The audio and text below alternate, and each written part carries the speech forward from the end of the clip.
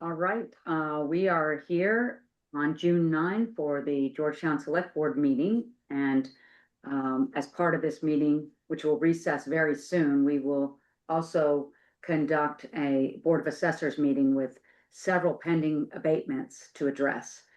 But before we do that, thanks everyone for joining us. For those of you who are here live with us in the town office, and also those of you on Zoom. This meeting is called to order, and we will start as we have been with a moment of silence and then a moment of celebrations. So I understand since our last meeting on May 26th, we have had a community member pass, and that's Bob Ireland. Yes. So if everyone will join us in memorializing Mr. Ireland for his moment of silence.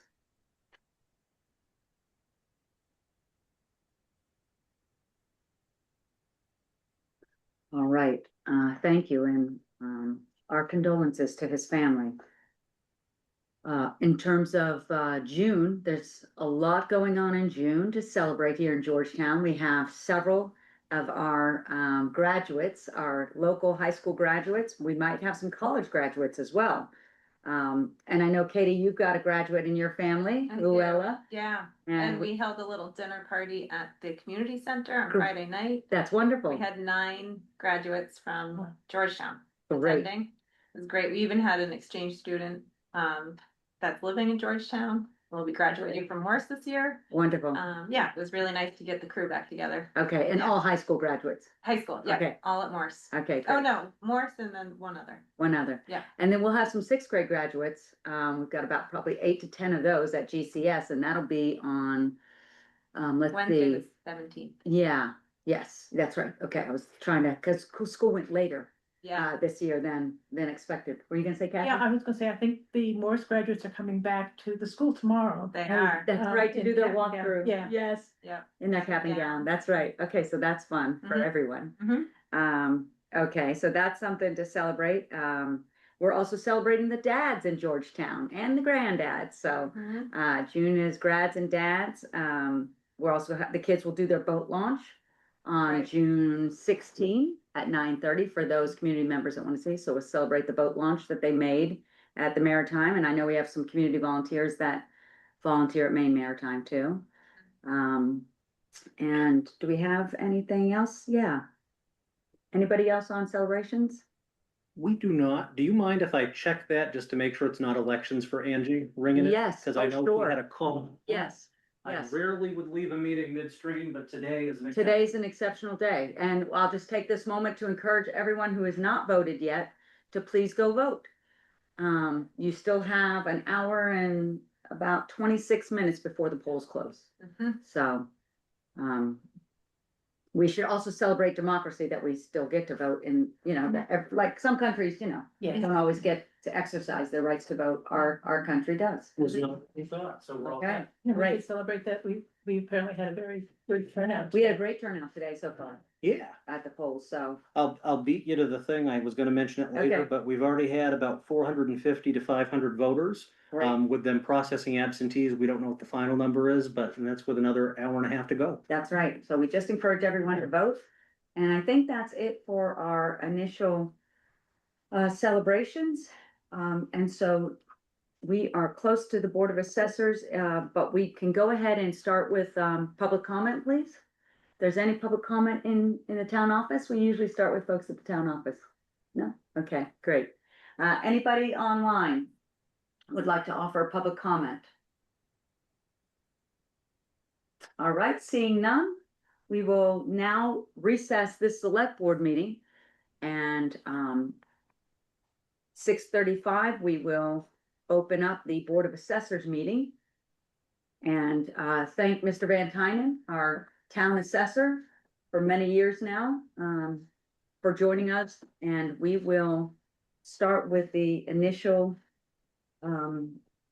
matters to address. Tyler, why don't you So start us off, please, and with the process we're gonna follow. Yeah, so the process that we're gonna follow tonight is that we're gonna go through the applications, they appear on the agenda. We may change that up a little bit for folks that are present versus those who are not. The game plan for all applicants, folks on Zoom, folks in person, You'll have 3 to 5 minutes to really state your case, what you are looking to come forward for the abatement. You don't have to, but it's a chance to offer your thoughts to the select board. The select board has gotten copies of all of the applications as well as the recommendations from the assessing agent. After that 3 to 5 minutes, if folks utilize it, the assessing agent will make his recommendation for properties. After that point, the select board will have the chance to ask questions either of the assessing agent or of the applicants if there's a fact that seems to be in disagreement. And then ultimately, after that, select board will make a recommendation to, we're gonna mute. Whoever that is. I think that, yeah. We had 2, so we won't say who it might have been. In the same breath, after the question period, the select board will make a motion to either approve an abatement or reject an abatement, and if they do and make an abatement, in that motion, we'll talk about the reduction of what the valuation would be. So we'll get started. Okay. The first item one that we had up tonight is 266 Martown Road, Tom Sheehan, and it's an abatement request regarding land valuation. Tom is not with us tonight, though Bill is here. Okay. I would just note from Todd's application that he notes that his house is located in Todd Bay and they have mud flats at low tide.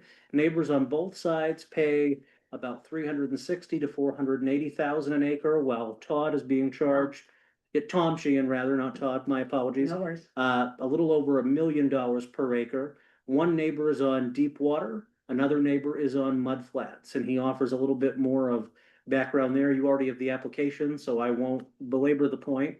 Tom is not on Zoom, but we'll check to make sure that's not him coming in. 843 and a host of numbers. Could you identify yourself? Are you here for an abatement application?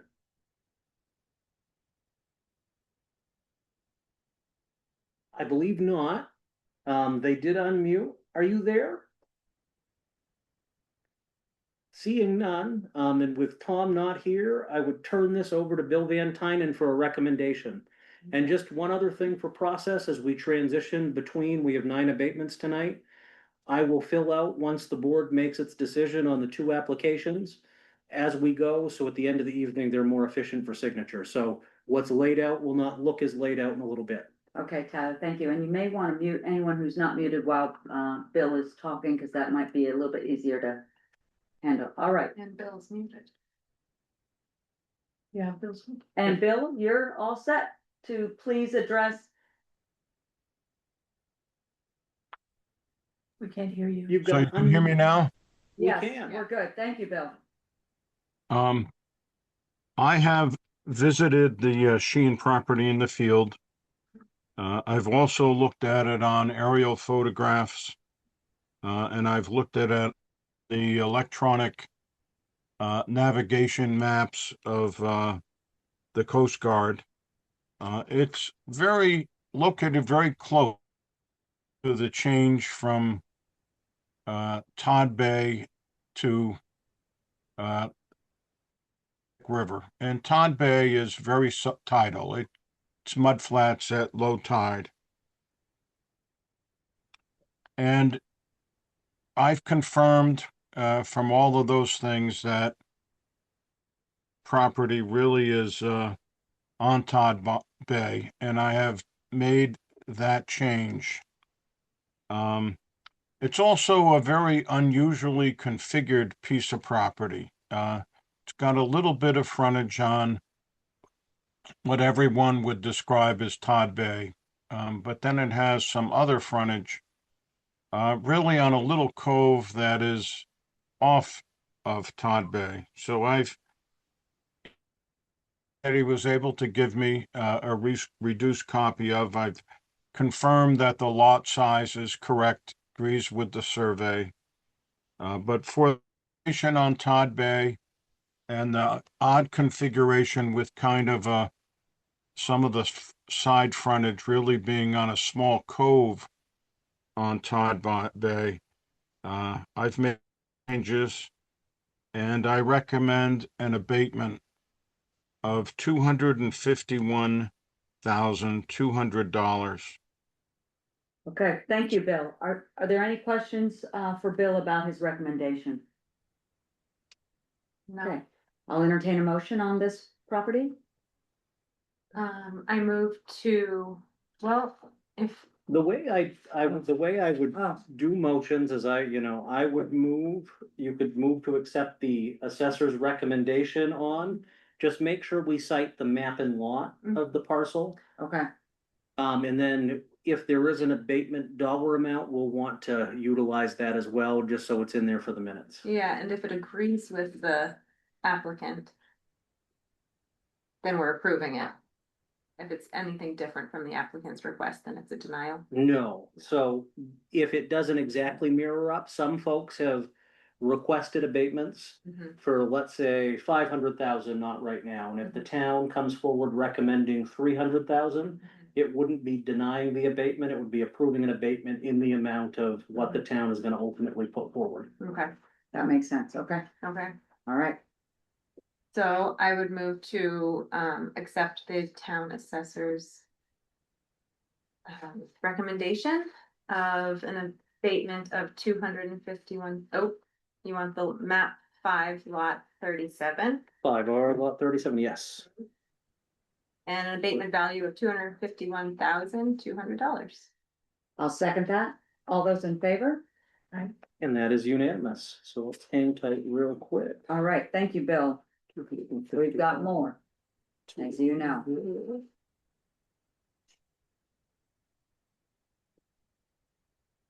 671. Yes. So the next application that will be coming up is going to be for the Magliozzi trustees, and we do have Rusty Magliozzi present. Rusty, do you want to speak to any of your abatement applications? And if you do, please come to the table so we can make sure we pick you up on the owl. Well, I would prefer to wait till after I hear the assessment. Well, if there's any initial comments you wanna make, Mr. Not Magliosi? really, I think I put them all on. In the application, okay, Yeah. fair enough, so we'll have, your initial comments, be covered by the application, which of course the assessor has seen and we have seen as well.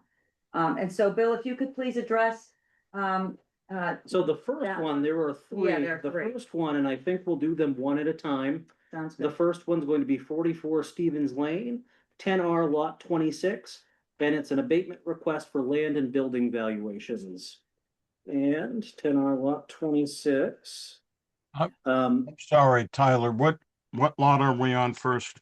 Lot 13. Or 10R lot 26, 44 Stevens Lane. It's the last one in the recommendation. he gave us. Okay. Which is not the way it appeared on the agenda, but that's okay. We'll adjust. So you ready for me to go? we are, thank you, Bill. Okay, so as far as I can tell, this one is requesting an abatement of $232,000 in land, $150,200 in buildings. And the reasons he's meant are that the house has a 2-story section with basement of 416 square feet. Beside it is a 1-story with basement 16 square feet. And in front of the house, there is a 1-story basement. The home has been valued with these 3 sections. It's got 3 sections. So we always value the building that has various components in usual. If there's a 2-story section, we value it as a 2-story area. 1-story area would be valued as a 1-story area. But I made a few changes. I combined one of the 1-story areas and the 2-story area and called it a 1.5-story house. With a little less than a full basement, and I changed the year to 1969. And I revised the lots somewhat from what it was estimated at, the frontage on the water, based on the parcel viewer, which depicts the lot and showed it as having less frontage. And the lot next door, which is also owned by a Magliosi, Dana, had a 20% adjustment for steep topography. The lots are very similar in terms of topography. So I've made the changes. And it reduces the value of the whole property from 1,485,200 to 1,189,400. And recommend an abatement to that amount, which is 295,800.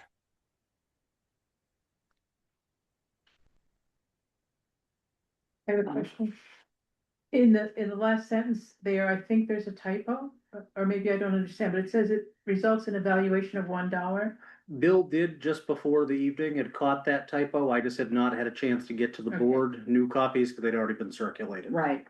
So, I mean, just for the record, do we need to have a copy without the typo to? And we have that, so that'll be put in,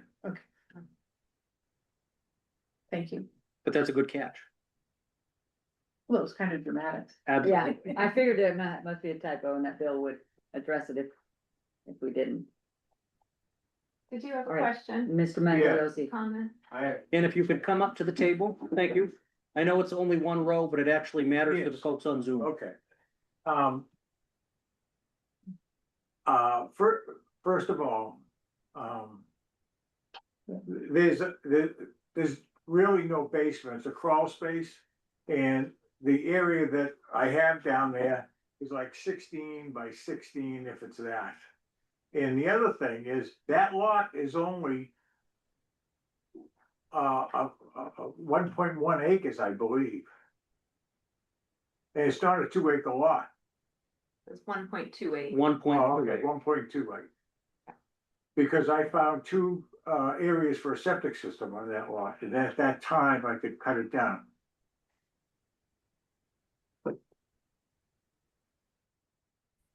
Would it be likely that your basement is larger than the 16 by 16? No, Maybe it's not, it's the rest of 16 by- it's crawl space and you can't even get in there, there's pipes running in there, but that's about it. And on that 16 by 29 section, it's just built on posts, I mean, there's no basement there.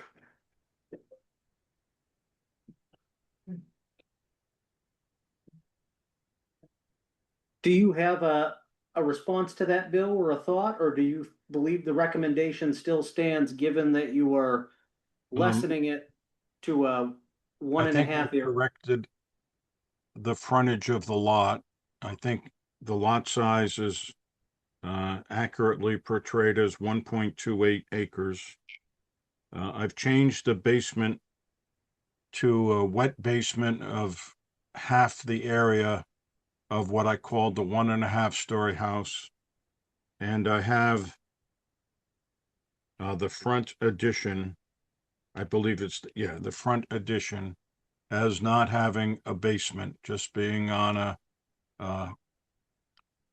less than ideal foundation with no basement. But did you also have another structure? No, he was just I had- describing I had in some wood section. decks attached to the property. Yeah, there's a wood Have deck. a ramp and float on the Yeah. water's edge. Yeah. The initial description was the 3 different sections with the no basement, Right, basement, right, crawl and space. they changed to 1.5 story. Story, yeah. Okay. It's just the alright, one building. Okay. So what, So he's recommending a reduction of the valuation by $295,800. okay, now is that land and house? Yes. Correct, Bill? Land and house, recommended abatement, it covers both the land and the house.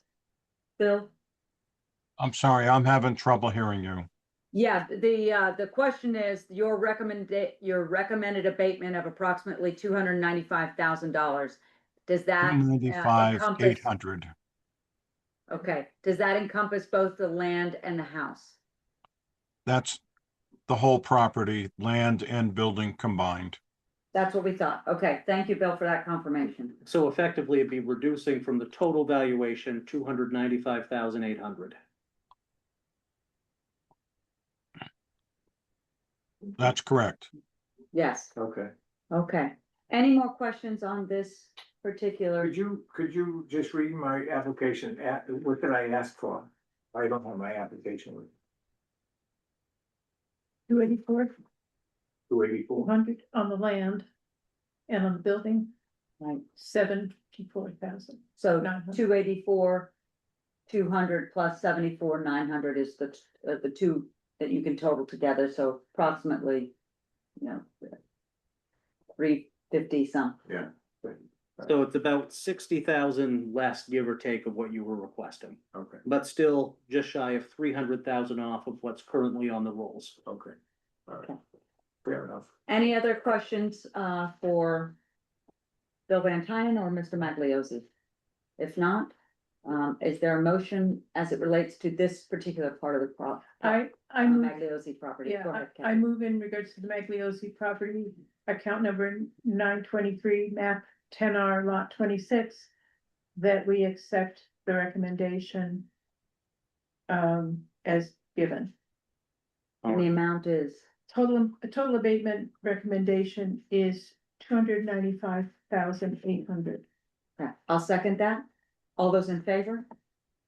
And that is unanimous. So give me a quick second, folks. 295, 800.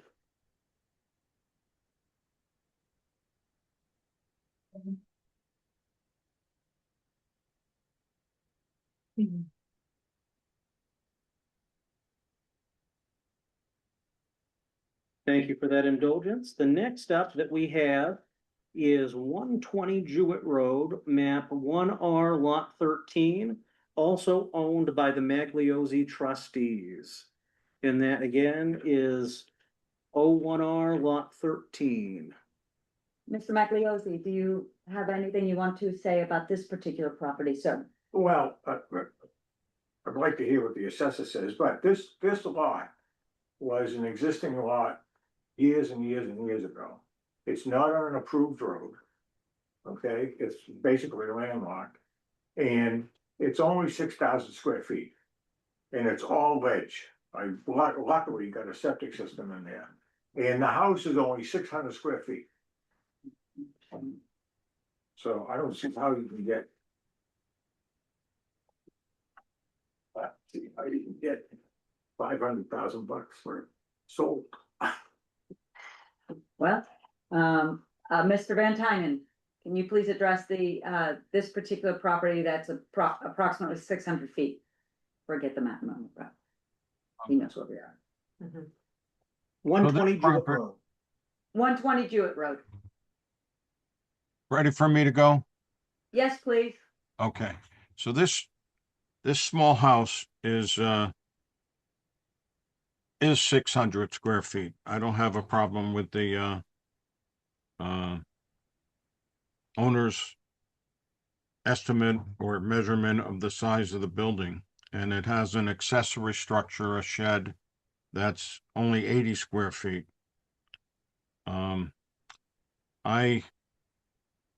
The town records show it as being 0.36 acres. And I think we have a disagreement on the size of the lot. And I didn't see any documentation like a survey or a clear deed description that indicated the lot was 60 by 100, which is around 0.13 acres. If there is some documentation that clearly shows the size of the lot, I'd be happy to review that, but I didn't have any when I visited the property a month or so ago. The building is small, but it's appears to be a pretty well-built building. It's on a concrete foundation. It has some sliding glass doors in the front of the basement facing Nubble Bay. Looks right out on Nubble Bay. It's very close to the water. So based on the information that I had, and I'm not a surveyor, I can't independently verify the size of the lots or the lot. But based on what I had, I don't recommend an abatement. I would be very willing for you to provide an extension of time for the owner to provide some documentation on the size of the lot. But I didn't see a problem other than the size of the lot, which I would gladly revisit with some documentation on how big the lot is by either someone showing me where the pins are, showing me a survey, or a clearly written legal description. Oh, having said that, it looks like, Bill, your recommendation is a reduction in value. For this one, For this one, I'm he's just- looking for a denial. This is the Denial. first one on the This is sheet. the first one. But he does say that if there is provided documentation that the lot is 0.1289 acres, he thinks it should be reduced. Do you believe, Mr. Magliozzi, you have a The survey? registry of deeds has a survey. Can you get it? And I got a copy at my house. If I knew that, I would have brought it. So what we could do tonight is we could Just table table it. this application and bring it back and Sure. have you bring a survey and Absolutely. have a Okay. chance to connect with Bill on that. We'll get the numbers so he can look right at it. Okay, with that, I'm gonna move to table this, account 921 map 01R lot 13. A second? All those in favor? And that is unanimous to I table. do have a question. Why did the town records what is the town record of 3 times the size of the owner's record? What do we base our records on? We would base our records typically on deeds. And so this has been a long-standing acreage that we've had in there, but again, we'd love to have more accurate records, so So- please provide us that survey, Mr. I will. Magliozzi, and thank you for your patience. Okay. Thank you, Bill. We'll be back to you with the, additional Okay. documents. That's fine with me. Thank you. All right, thank And you. the last of the Magliozzi trustees lots is no street address, but it's map 9R lot 15. And it was an abatement request specifically regarding land valuation. And I'll just read from the application quickly. This land is 6 acres, approximately a half a mile into the woods, completely surrounded by conservation land. With no vehicular or utility right of ways, this land as of now cannot be developed or used for any purpose except maybe hunting or camping. Mr. Magliozzi, I know every time we're gonna ask you and you're gonna say, I wanna hear from Bill, but do you have any opening thoughts? No, I do have opening thoughts on this one. Perfect. And I don't know if the town was involved in this, but I guess, I always assumed that there used to be an old road that ran from Seguinland Road to Indian Point Road. Okay, and I found out that after 20 years of no use, that land reverts back to the adjacent owners. And they just did this to me last year. Who was the warden? Doug Coulis Yeah. was dying, and is this the Wallingsford Road? Yes. Okay, so I don't have anything to go in there now, I can only walk in there. And the land went back to the Conservancy in the park. So. Like I said, I can walk in there and look at my land, but what use is it? I tried to make a deal with the current conservancy land. I told them I'll give them the 6 acres if they give me 6 acres on the road. Well, hey, I think there'll be some good news in Bill's recommendation on this one, so. Okay, Bill, take us away, please, with, map 9 lot 15. 6 So acre this lot. lot is very isolated. You might almost say it's in the middle of nowhere. It's hard to get to. I certainly couldn't locate the lot if I tried to go through the woods and find it. It's, as far as I know, it has no legal access to the lot. And I essentially agreed with Mr. Magliosi, and I recommend an abatement of 21,600, which is just systematically done with the appraisal system we have. It happens to be a little bit more than what he was asking for a reduction. So I recommend an abatement of 21,600. And I'll just move us along here. And with regard to, are there any more questions? No, that From seems Bill? pretty straightforward. With regard to, account 922, map 9 lot 15, I'll move to, approve the assessor's recommended abatement of 21,600. Is there a second? Second. All those in favor? All right, That's unanimous. one quick moment. There's a method to this madness, folks. We trust you, Tyler. And the next abatement that we have up tonight is at 644 Five Islands Road and no street address. Lot 4R15G and 4R15 owned by Ann Whitty and Jonathan Taggart. And it's an abatement request regarding building valuation. In talking with Jonathan and Ann, they did not feel the need to be present tonight. They were comfortable with the assessor making a recommendation. Last year, there were 2 lots that were merged Right. that were owned by these landowners. And the town failed to accurately record that merger, and I know Bill will speak to that. Okay, Bill, please update us. Thank you. And we can.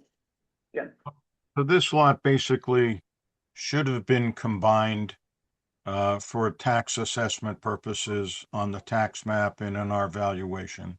The owners went to the trouble of making it one lot with a new legal restriction. It was approved by the planning board, and it just slipped through the cracks. And I recommend that it be recognized that it's one lot. And I recommend that the abatement be $114,500 to recognize that it's a single lot. It's no longer 2 lots. Okay. Great. Any questions for Bill on this one? When would this be retroactive to when they thought they had filed it, or would it? So it would be effective for this year's taxes, and this is actually a great point to just share what the next step will be. Because this meeting fell in the middle of a town warrant. The warrant this week, it's already passed, so these checks for abatements that are approved will appear on the next select board warrant. We'll have folks sign off on some of the official certificates on that. It goes back on interest to the date paid, so it would be for this year's taxes. Going back to the date that Jonathan and Ann paid, the mill rate times what the abatement is, plus the interest, and then a check would be cut. So they won't be penalized for us missing that step. Thank you. Did that answer that question? Got it. Okay. Yeah, so I would move to approve the assessor's recommendation on lot 15G and 15. And those are both on map Map 4R? 4R. Perfect.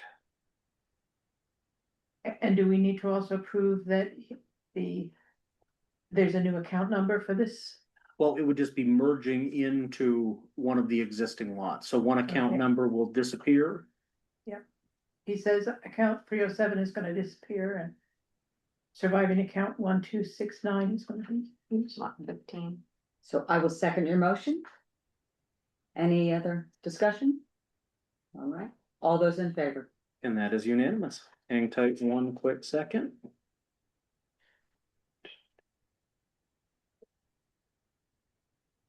Thank you very much.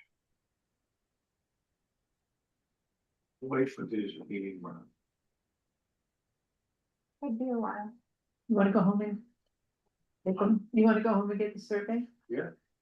We're gonna be here for, or would you we- rather? What I would recommend, Mr. Magliozzi, because we've tabled that, the assessor is still gonna need time to review the survey. So if you wanted to go get it and bring it back to us, it would be here, or we could connect offline, but we won't, Bring it back tomorrow, right? yeah. Yeah. Town office will open up at 1 o'clock tomorrow because of the election. Okay. So these ones are good. The next abatement application up is no street address, lot 6R 28-1, owned by Lisa Sabatine. And it is an abatement request regarding land valuation. Lisa is on Zoom. Does Lisa want to speak to the merits of her application? And I'm admitting somebody who's been in the waiting room. My apologies. And then after Lisa speaks, we'll give Bill a chance to offer his thoughts and we'll keep moving.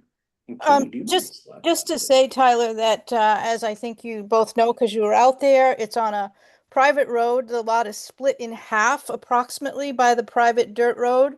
One half is on the Saginaw Bay side of the road. The other half is essentially a wet lot, wet year round. So it is confined by, there's a stream on one side, so should building ever occur there, would have to be set back from the stream. It would also have to be obviously set back from the water 75 feet, and then there would be a setback from the private road. So it's the buildable section of that lot is minimal. It would be a very narrow, strange house. And so I just had questions about the valuation of that lot for those reasons. Thank you. Thank you, Lisa. Mr. Van Tynen? I visited the lot. Tyler came with me. We put 2 sets of eyes on it, and part of that was just finding the lot. You have to go through the campground to get there. And this lot, besides the things that Lisa mentioned, is in your shoreland zone that's restricted for steep elevations. Because I had already tried to recognize the steep elevations on this lot with an adjustment. I didn't adjust it further for the steep slope zone. After looking at the lot in the field, I did so, because it is very steep. It might possibly be buildable, but it's not certainly clear cut that it might be. And I essentially agreed with the abatement request. She asked for a reduction of $70,200.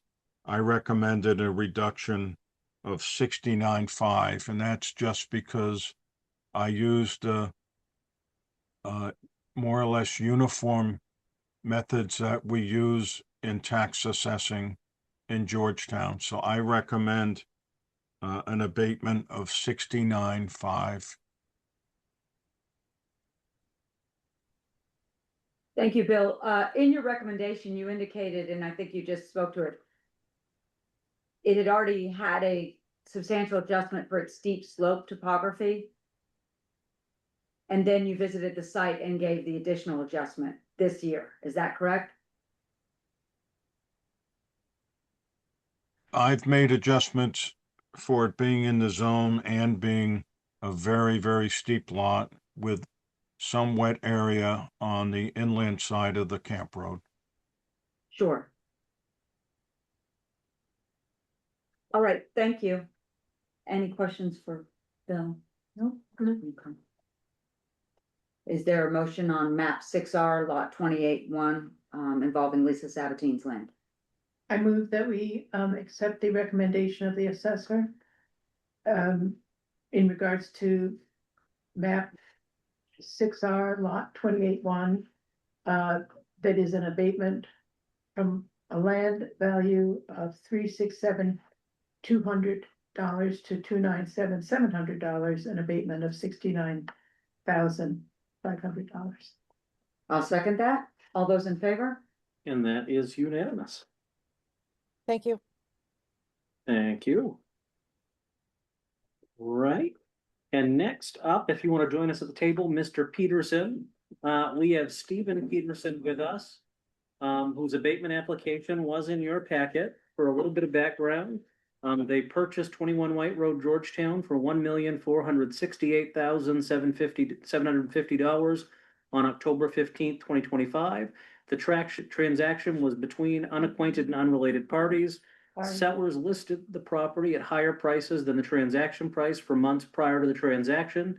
Dates and listing prices were shown by the applicant. Sellers' attempts to achieve a higher realization for the property failed, indicating that they accepted the highest offer available to them. Therefore, the transaction price represents fair market value. The applicant contends there is no basis to second guess or adjust the transaction price for 25-26 for property tax purposes, and supplied some additional data about that sale. Well, why am I here? Thank you for your time. I think that's half my presentation. I would have just run through those facts. I think we have a pretty solid market value, so I think we don't have the hard job of knowing how much a property that hasn't sold for 20 or 30 years is worth. We know what this property is worth, and the assessment is a little over $200,000 higher than that.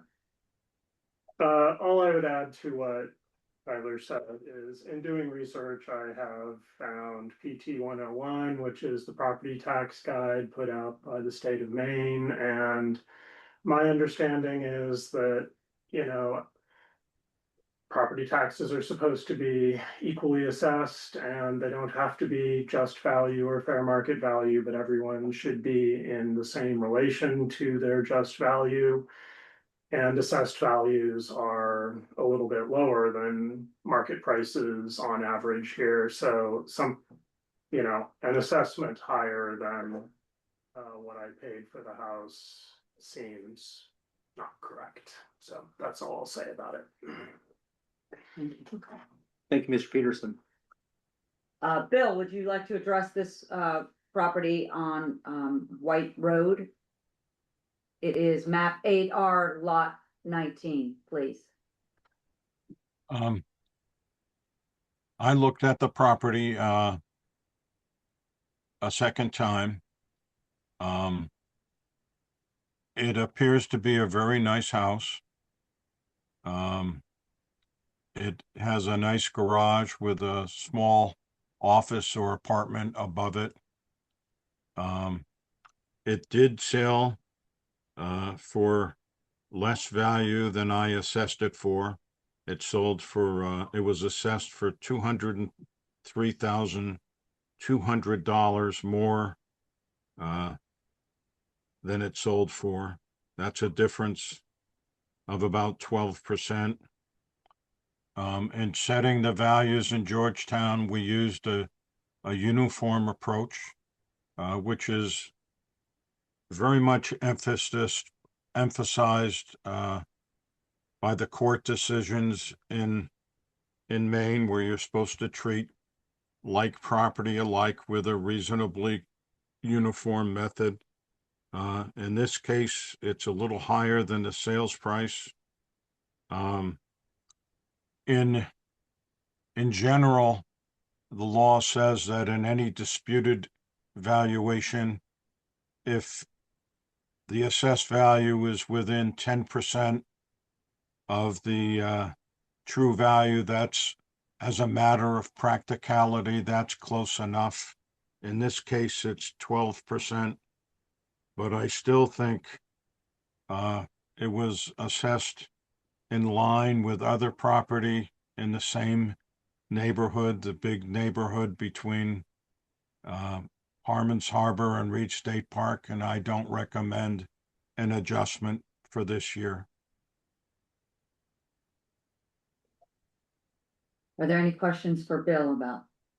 My question is just, is this a convention that is commonly used by Mr. Van Twynen in Georgetown, so that doing it a different way? I'm would- sorry, I'm having a difficult time hearing. I'm sorry. My voice is a little soft right now. My question is, the process you described is a standard in Georgetown, so this is not a single case where someone has requested an abatement, a reduction. And it would set a precedent, is that what you're saying? I think it would be reasonable for me and for the town to review this value as maybe a benchmark for the values in this area of town for next year, the fiscal year we're just going to enter into. But I don't see that it's of a magnitude that it needs an abatement for this year. And I don't think there's any peculiarity about the property that I missed. I think the information on the land is reasonably accurate. The information on the building measurements, that type of data, I think is accurate. It's, I think, a matter of if there's a need for an adjustment to make it for this and similar properties going forward, not as an abatement for this year.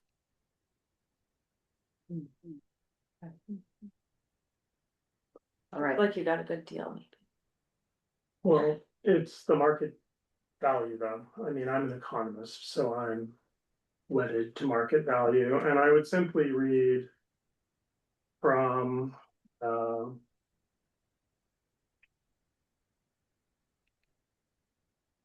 PT 101, Introduction to Property Tax Assessment, published by the State of Maine, Maine Revenue Services. And Mr. Yeah, Van Twynen here. yeah, Mr. Bill, can you hear? He's reading from P2 101, the property tax manual. I'm having difficulty. I don't know whether it's my Well, he connection speaks or softly too. if it's I will just speak. me.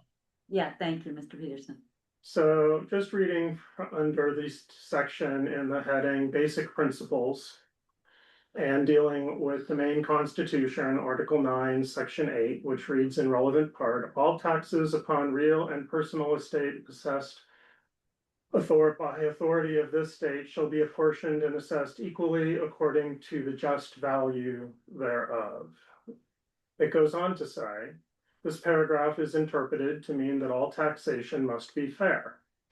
The Maine Supreme Judicial Court has ruled that just value is equal to market value. Municipalities must assess property taxes according to the just value of the property. The phrase according to does not mean that all property must be valued at market value, but that all property must be assessed at the same ratio to market value. For example, if one property is assessed at 75% of market value, all property in that municipality must be assessed at 75% of market value. I don't hear, I'm sorry. No, I think that was kind of my question was, is this unique, or is this a standard that Georgetown has of basing property assessments on nearby property sales rather than the individual property sale? That has been my experience, but I'm gonna let Tyler and Bill talk to that. Go ahead, Bill. I would defer to Bill. Tyler, could you paraphrase what's been said a little bit? I can hear you pretty distinctly. So, and correct me if I'm wrong, Mr. Peterson, but effectively you dove into some of the property tax assessing materials that come out from Maine Revenue. And in that, they seem to indicate by court decision that market value needs to be a determining factor in coming up with the value. And then they go in a little bit about ratios. And that if a property were assessed at 75% of its value, then other like property would need to be assessed similarly. Am I missing the broader point? Or would you like me to read what we No, had that- just to make? That's fine. And No, I, and I think the other thing that I would add to that is that I understand that most properties, more than half of properties sold in Georgetown sell for more than their assessed value, which indicates that typically assessed value in Georgetown is less than the market value. And I'm just going to say that we have an assessor who, you know, seems to admit the market value and not do anything with it. I mean, this property was on the market for nearly 4 months with multiple price reductions. I offered got it for under $100,000 less than the people were asking for at the final, when we reached an offer, or when we reached an agreement. So I think that this price has been beaten out on the anvil of supply and demand pretty well. You know, they weren't getting action, and I paid the most anyone was willing to pay. That's market value. So I think that, as I understand it, that bears some consideration here. And it bears consideration for last year and going forward, it seems to me. Bill, did you hear that? And would you like to I heard it respond? reasonably well. And I think really there are two standards that assessors are held up to. One, we try to be at market value as indicated by sales, or an even percentage thereof. And we try to do it with a uniform method. There is ample case law in the state of Maine that indicates that if you don't use the same method on similar properties, that's discriminatory and a basis for an abatement. And we have to balance those two requirements. I think that this sale should be used going forward as an indication of what the value in that neighborhood is in the future. But I think for this year, it's fine to just assess it on the same basis as the other properties in that same stretch of shorefront. And I don't disagree that this was an arm's length sale. It was negotiated down to a certain price, and that price resulted in a sale that was for less than the assessed value. But I don't think it merits an abatement at this time.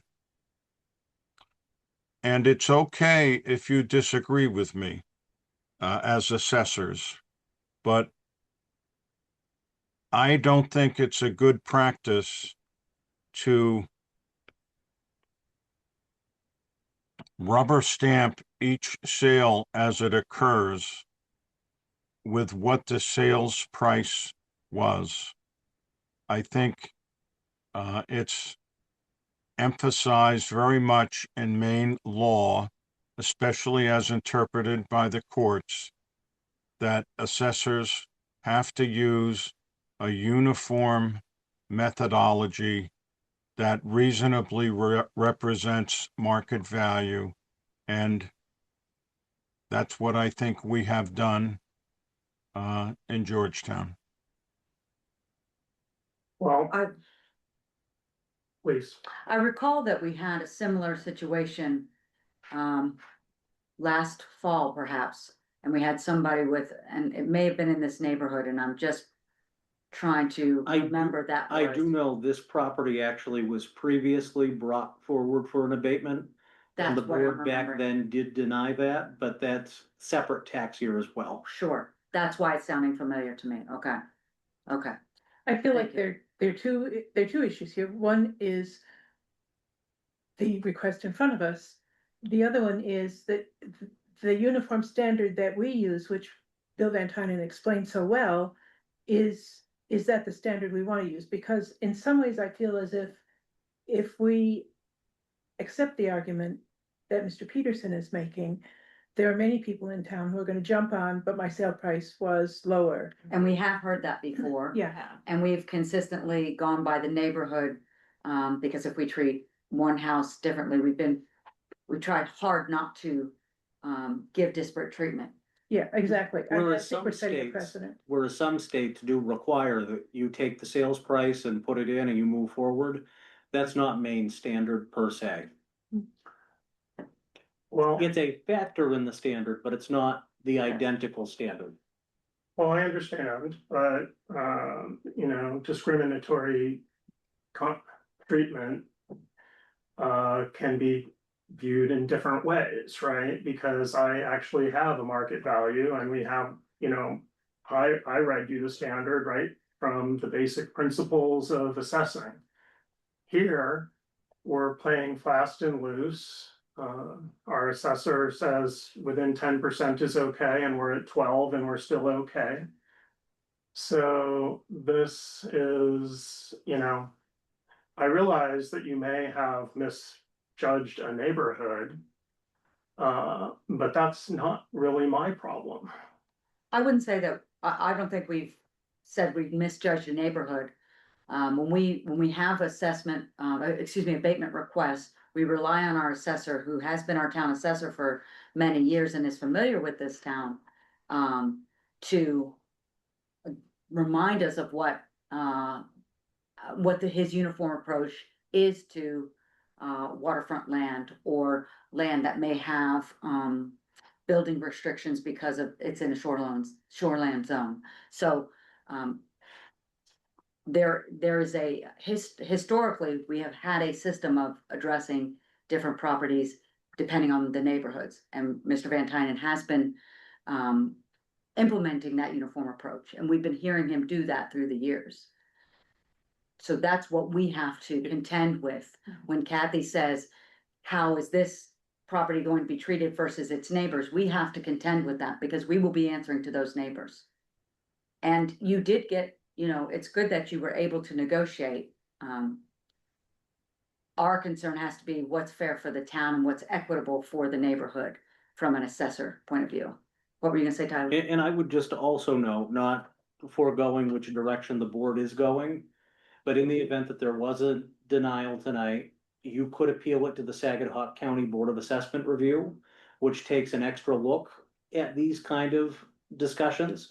It would give a chance for you to continue to advocate for this if the board were to go that route. And I would just note, while we're reading a piece of the standard, and I'm not disputing what you're reading from Maine Revenue, I would note that Mr. Van Tynen is a certified master Maine assessor and is very familiar with the different standards and approaches. But I do know that Maine Revenue has been clear that you can't automatically just chase sales, and there has to be that broader standard. So Has to be, that's not what they say here in like the headline. I'd want to dive in more than just the headline and the paragraph, but I'm just saying, in the event there is a denial, there are other options to continue this discussion, for what that's worth. And I'm not trying to be difficult. I just want to make sure you're aware of that as well. Thank you. Does anyone have any other questions for Mr. Peterson or Bill Van Tynen? Bill, did you have any last remarks on this recommendation? No, I'm fine with my recommendation. All right, and did you have any last remarks, Mr. Peterson? No. Thank you. Is there a motion related to map 8R lot 19? I would move in regard to map 8R lot 19, that we follow the recommendation of the assessor and also continue to support the uniform approach that has been used around in Georgetown to develop the assessed value.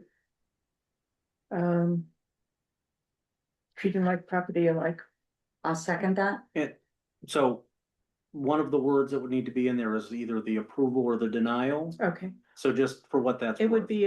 be a denial based on, I can Okay. put that in, based on, The assessor's recommendation. yeah. And were you still good with seconding that, Aria? I'll second it as amended. All those in favor? Thank you. That is. Sorry, Mr. Peterson, I know that's not the answer you wanted. No, thank you for your time though. Thank you. Thank you. Give me one quick moment. The next up is going to be Paul Walter of 689 Bay Point Road. Mr. Walter, if you'd like to come to the table. What we've done tonight, and you got in a few moments after we outlined the process, but I think you picked up a little bit, but just to be safe. You'll have 3 to 5 minutes, should you choose to use them, just to offer thoughts relevant to your abatement application. If you wanted, I could read the letter that you put in here, up to you. I'd And like to hear what the assessor says. I don't know if there's any changes and if I can address them afterwards. If that works. we've allowed others to do that tonight. I just would note that we're gonna formally offer you the chance first to speak, because we've done that to everyone. You're denying, so we turn that to Bill, and then we'll make it a round robin to come back. Would be just pretty much what's in the letter. I have to recuse myself from the discussion and the vote because I'm in a butter. Can I make a comment to Yeah. that? One of the issues here is there's a number of easements on the property. There's 7 of them. You're one of them, but Yeah. the other 6 are what's addressed here. Yours is not addressed at all, so Yeah. I don't know if that changes anything. It's nothing to do with her easement, because it's different than the others. Absolutely, but due to the potential financial interest of Kathy having an easement on that property and we're affecting valuations, I Okay. believe she is intending to recuse tonight. And I think that means I have to be quiet and I apologize. That's right. So if you're recusing or if you're abstaining or recusing, you Yeah. do not take part in the discussion. So thank you for alerting us to that. All right, Bill, can you give us the background on this? Walter lot, map 2R, lot 1. Off So the this Bay is Point an Road. abatement for $256,340, an abatement request. And the abatement raises a number of points. One is the age of and the condition of the pier, ramp, and float. 2 is that the land was purchased for $170,000 back in 2019. 3 is that there are deeded easements to 6 people to use the dock, some parking area, and provide canoe and kayaks storage. And the owner estimates that the land subject to the easement is approximately 15,300 square feet, or 0.351 acres. I did visit the site. I walked on the pier. I viewed the deed to the property and noted the reservations that the conveyance is subject to certain easements. There's a bit of a scanned copy of a survey that indicates where the easement is. When I viewed the property, I did note that there's a new shed along the driveway, which is which is also part of the easement area, I believe. And I did add the value of the shed. And I did adjust the land with a 10% adjustment for the restrictions of the easement, allowing people to use the easement land to access the water, the pier, the storage, and the access to the shore. The easement area, at least part of it, is also the driveway to the house, as far as I can determine. It's not encumbered in a way that it provides no utility to the owner.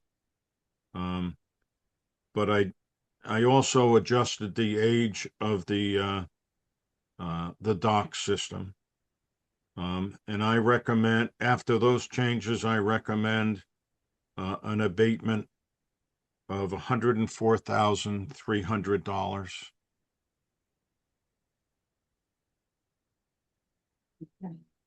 Any questions for Bill from the select board?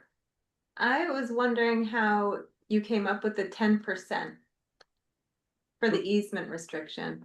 10% reduction for the easement restriction is the question. How did you arrive at that, Bill, please? Well, it's still a very lovely lot. I don't know whether you've visited it or not, but it's a steep lot, but it's developed in a way that provides for a very nice home site, has frontage on the Narrows. It's a relatively narrow section that is subject to the easement. The owner still uses the easement land. He has the benefit of its utility,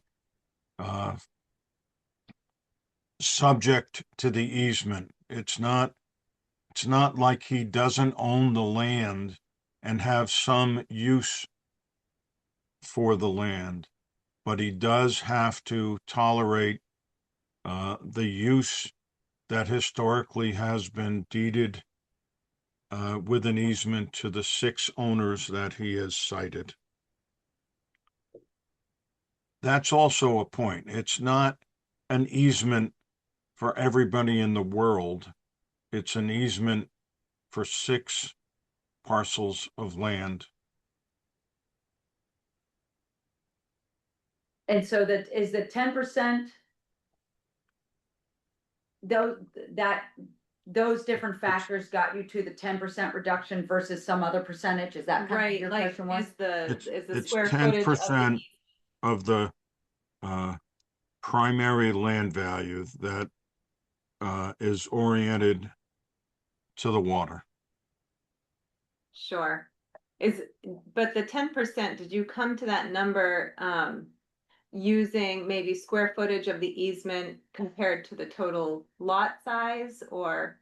No, I think my understanding is that is essentially what the taxpayer asked for, is to just ignore that land from being included in the tax assessment at all. And I didn't do that. He owns the land subject to the restrictions that are laid out in the easement deeds. He still has utility in that easement land. And I didn't just make a deduction on the easement land. I did it on all of the frontage and the land immediately in back of the frontage by using a deduction on that area of the land of 10%. Okay, Thank you for explaining that. yeah. Did you have any other questions before we turn it over to Gert? No. I don't think I do either at this No. point. Go ahead, Gert. Okay, so you addressed the value, the age of the stock, et cetera, that's good. I think there's a couple things. One is, per the previous discussion, that sale values of property, isn't really relevant, but we bought it, that property was on the market for many years. We bought it for $170,000 6 years ago, and now it's assessed at $887,000. That's over 5 times as much, 5.2 times as much. That seems a little bit different than 10 or 12% on the previous property. I don't know if that's something that that can, if that's relevant or not, and to me it is, but maybe not in this situation here. The other is that piece of property that a couple things with that. One is that shed is actually not on the easement part of it. If you walk down the property on the bottom left, where the canoes and the kayaks were, there's a parking lot there. That's not for us to use, that's for the easement holders. There's also an upper lot, which I did not include in this because it's above our driveway, across from the shed, they can also park there. That's in the easements. The shed is not part of this issue. I did not include anything from the road to our house as part of this either. If you look at the picture, the topographical map that I drew, all it is the area that we can't really use because it's parking and then there's some stairs going down to the water. I did not include the dock because obviously we use that too, but we walk down to the house to the dock. We don't use this part of it here. So I don't know if that clarification will change anything, but those are my comments. So Gert, just to make sure I'm understanding, and make sure that you and Bill and we three are on the same page. The shed that, and Bill, correct me if I'm wrong, the shed that you're referencing is the utility shed for the storage. You just mentioned the garage, like a, But yes, the shed and the garage are the same, yes, I'm sorry. yes, that's Yeah. okay. Yeah. And so, but that's at the beginning of your property, Yeah. and that's not something you're including in this Nope. abatement request. But I think to Bill's point, in viewing the property, I did view a shed that's been added to the property and I did add it to the valuation, meaning that it has been many years since Georgetown had a door-to-door revaluation. So that piece of valuation was something that we were not aware of, and so it's been added back in, the shed.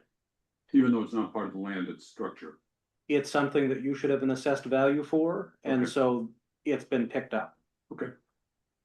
And the whole valuation, unless I misunderstood Bill earlier, the valuation is for the property and the land Mhm. that he's been, I was told that the taxes are land and buildings or structures, sure, and this is just for land only.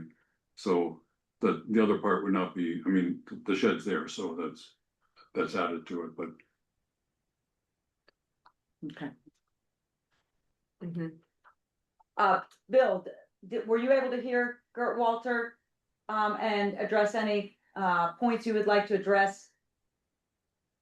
I'm sorry, I didn't understand your question. I just wondered, did you have any response to Gert's questions? And if we, and we could repeat them since we had a discussion in between his questions or his points, to you. I think the overall valuation of the land and buildings that I've reduced it to $1,344,300 is a very reasonable value. It is a lovely property. And one last thing to clarify, Bill, with the sales price being 197. 170, that, So- 170. 5.2 times. So I want to get, what was the dollar amount of the sale price? 170. 170. So, Bill, 6 years out, would the $170,000 valuation Of the land. of the land have any impact, or would that, given the fact there have been improvements in other pieces, be a factor to that, or any comment you'd like to share to the difference between that sale price 6 years ago and where we're at today? I think it's very different. The market has taken off all over the state of Maine, and maybe all over the country, where things are going up and up and up. I think that may have been a very attractive sales price when it occurred. I think the land has been considerably upgraded with site improvements that, including, if I recall, a retaining wall and some grading that make it reasonably a good place to place a house. That probably was extremely a steep lot before it was developed in that area. I think the values overall is reasonable.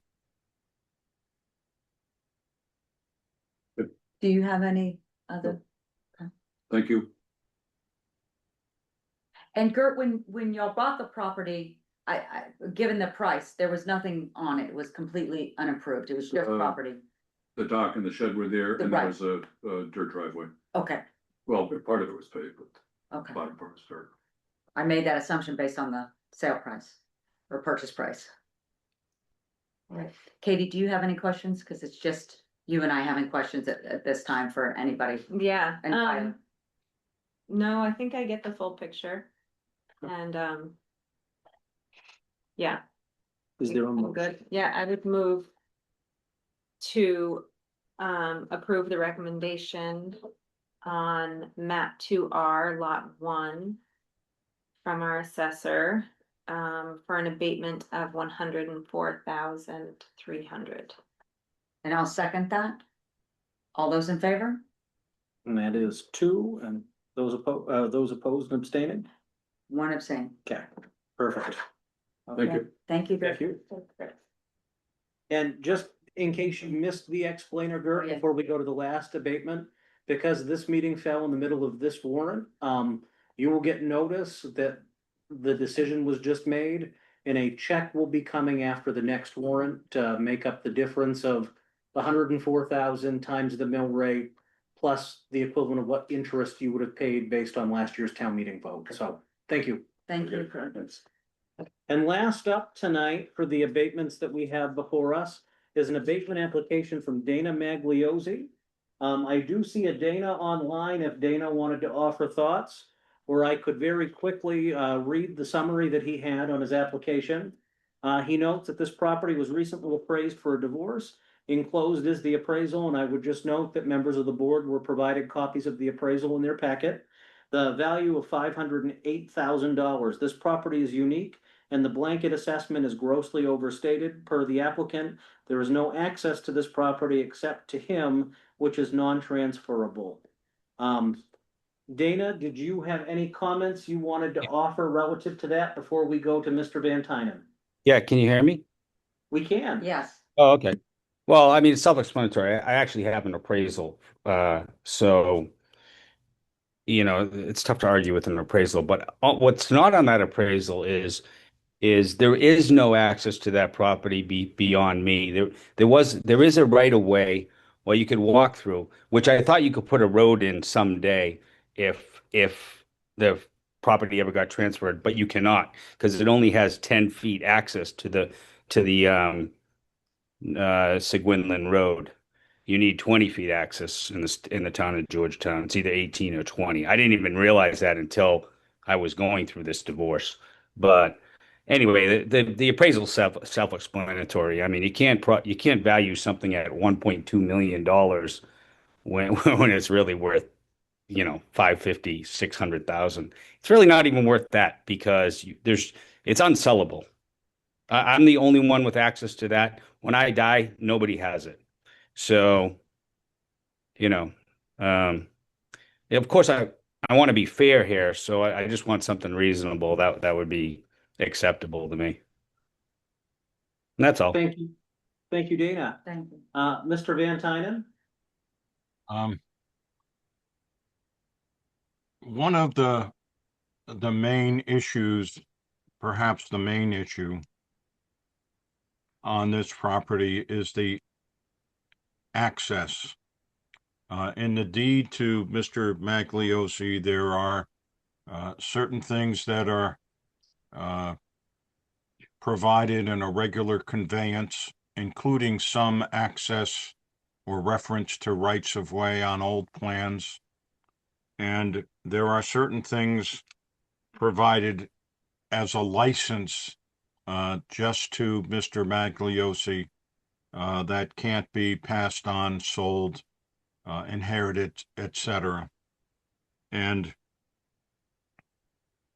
I have tried to in my own mind establish where the legal rights of way are that are permanent, that are regularly deeded, and where the access that is just a license is granted. And I haven't been able to figure that out. It's very confusing. I've looked at some deeds, I've looked at some plans, and I certainly have looked at the appraisal.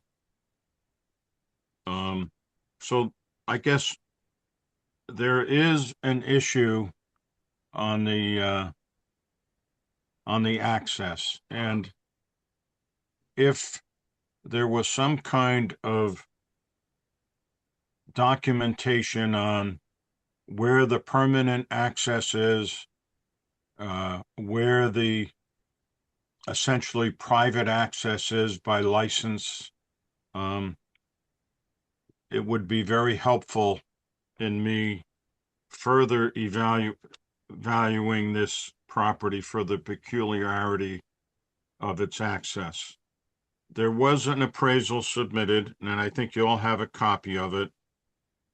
It's dated January 26, 2024. I think the abatement references that it was given to assist with a divorce settlement. It uses 3 comparable sales, and they're all from Georgetown. They all sold very quickly. They all had days on the market for very short periods of time, ranging from, just let me find my notes a second. Yeah. These were all 2024 sales, is that correct? Or 2023? Yeah, I think they Okay. were, and they were all on the market for very short periods of time. They were Less than 3 weeks. more or less didn't have a lot of exposure, that somebody bought them very quickly.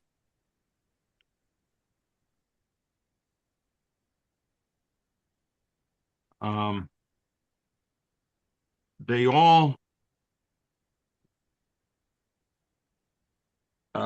had access, obviously. They were not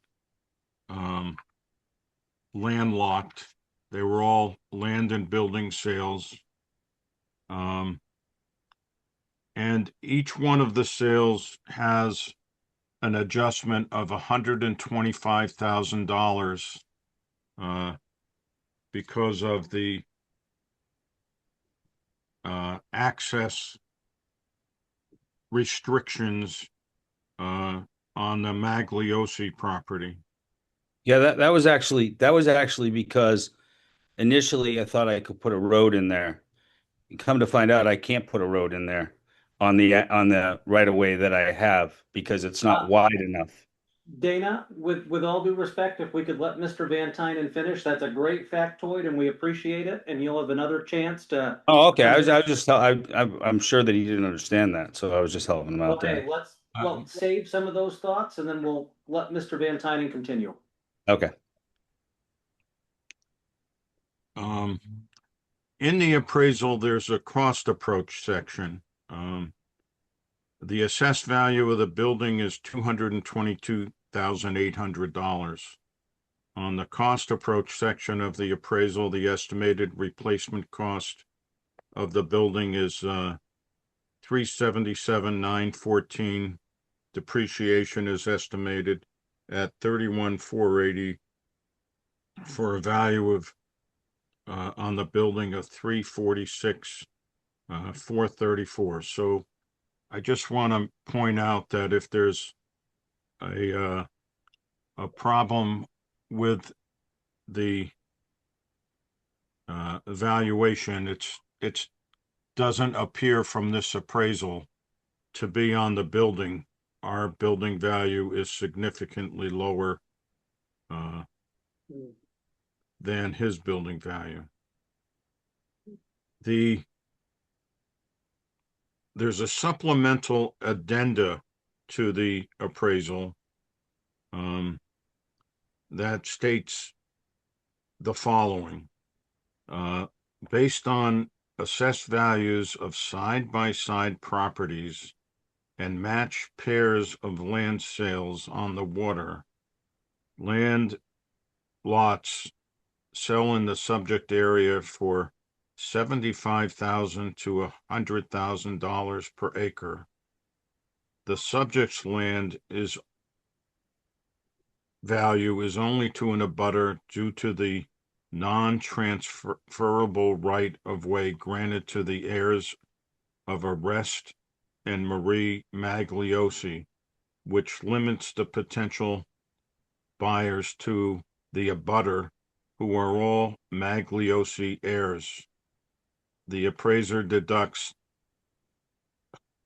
the land value to abutters would be $25,000 an acre due to the access restrictions.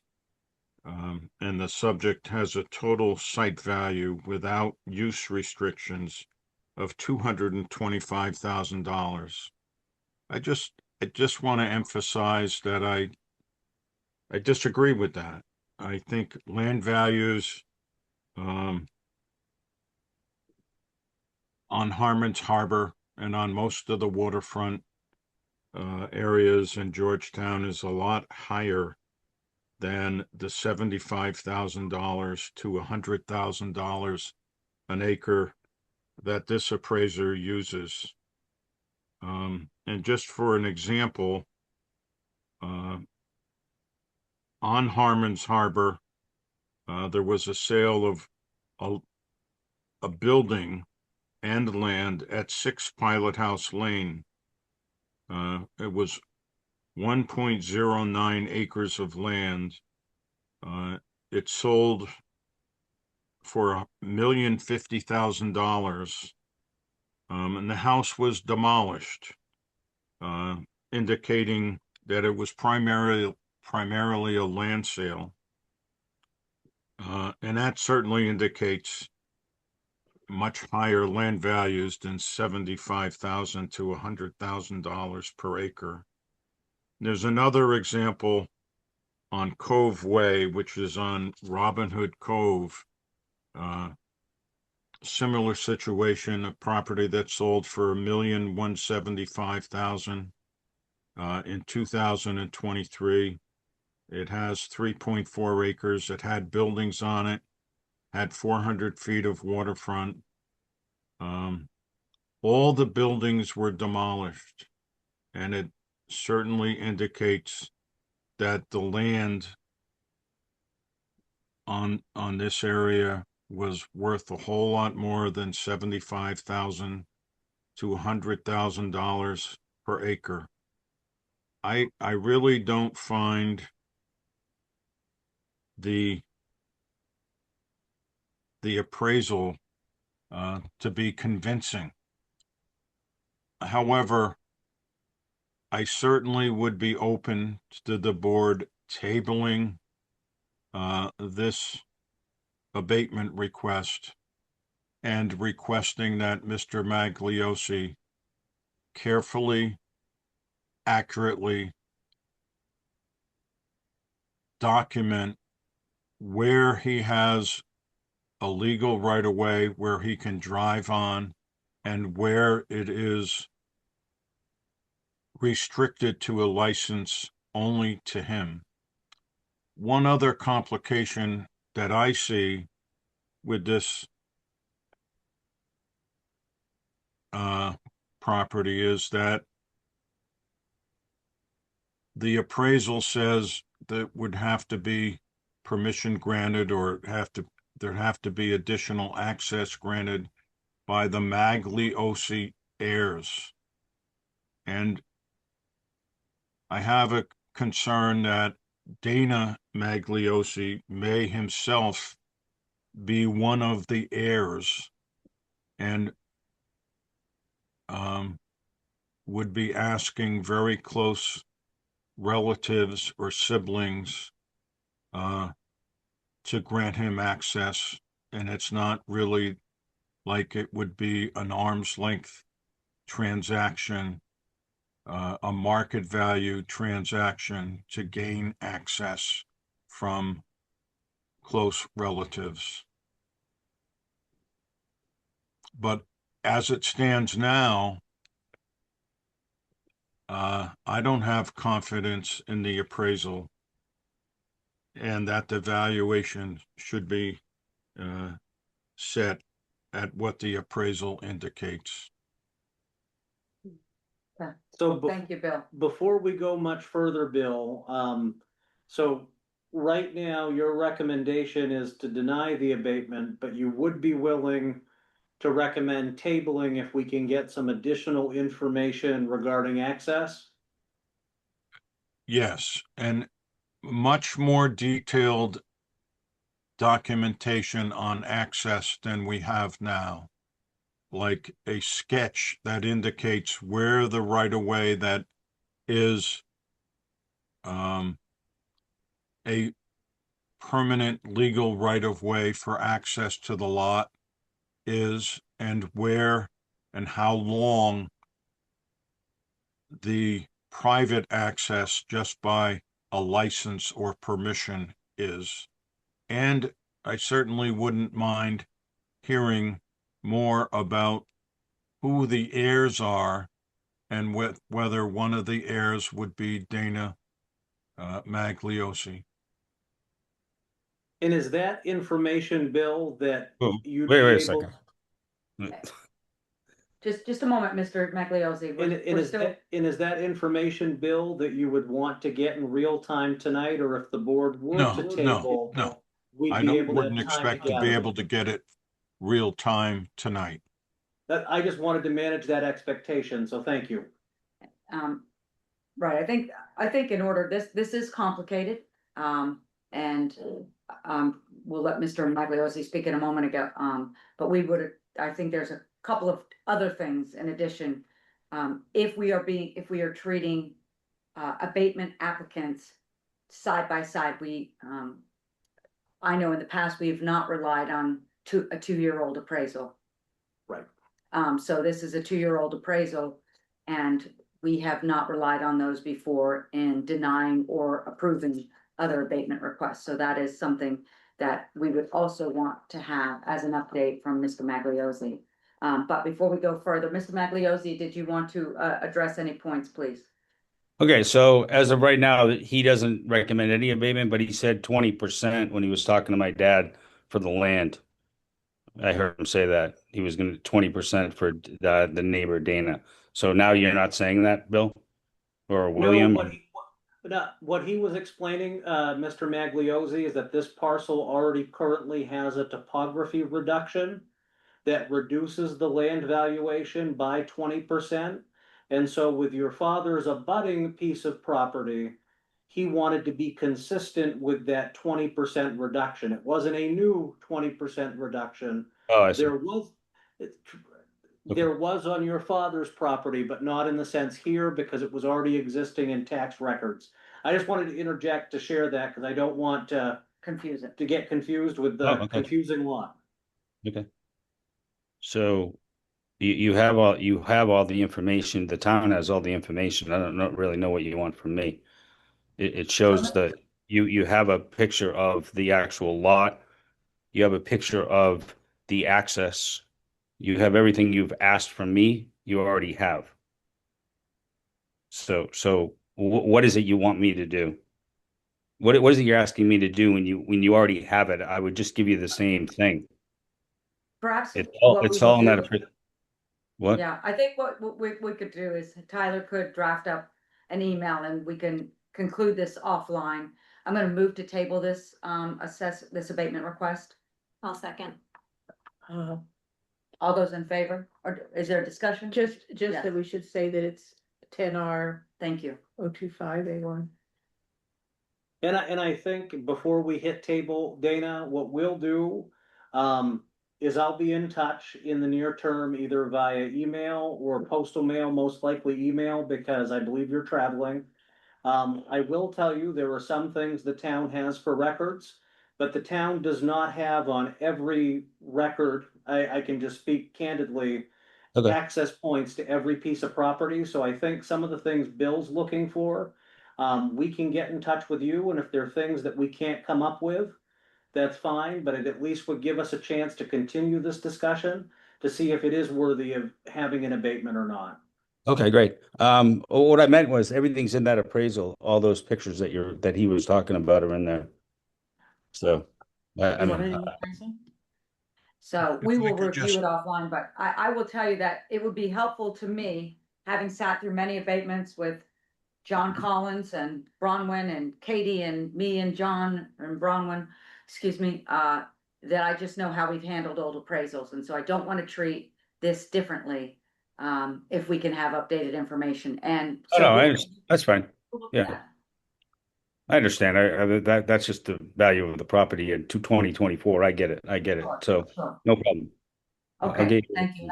And we'll take this offline and so Yeah. that it's very clear to everybody, we're all on the same page. Between what Bill mentioned, what Dana, you're mentioning, and what Tyler can follow up with both of you on. Okay. Okay, is there any? I did you I have would be another- very happy to write a brief letter Okay. asking for the documentation and what would be a reasonable documentation, so there's not a misunderstanding about that. Okay, would be great. great. Thank you. Thank you both.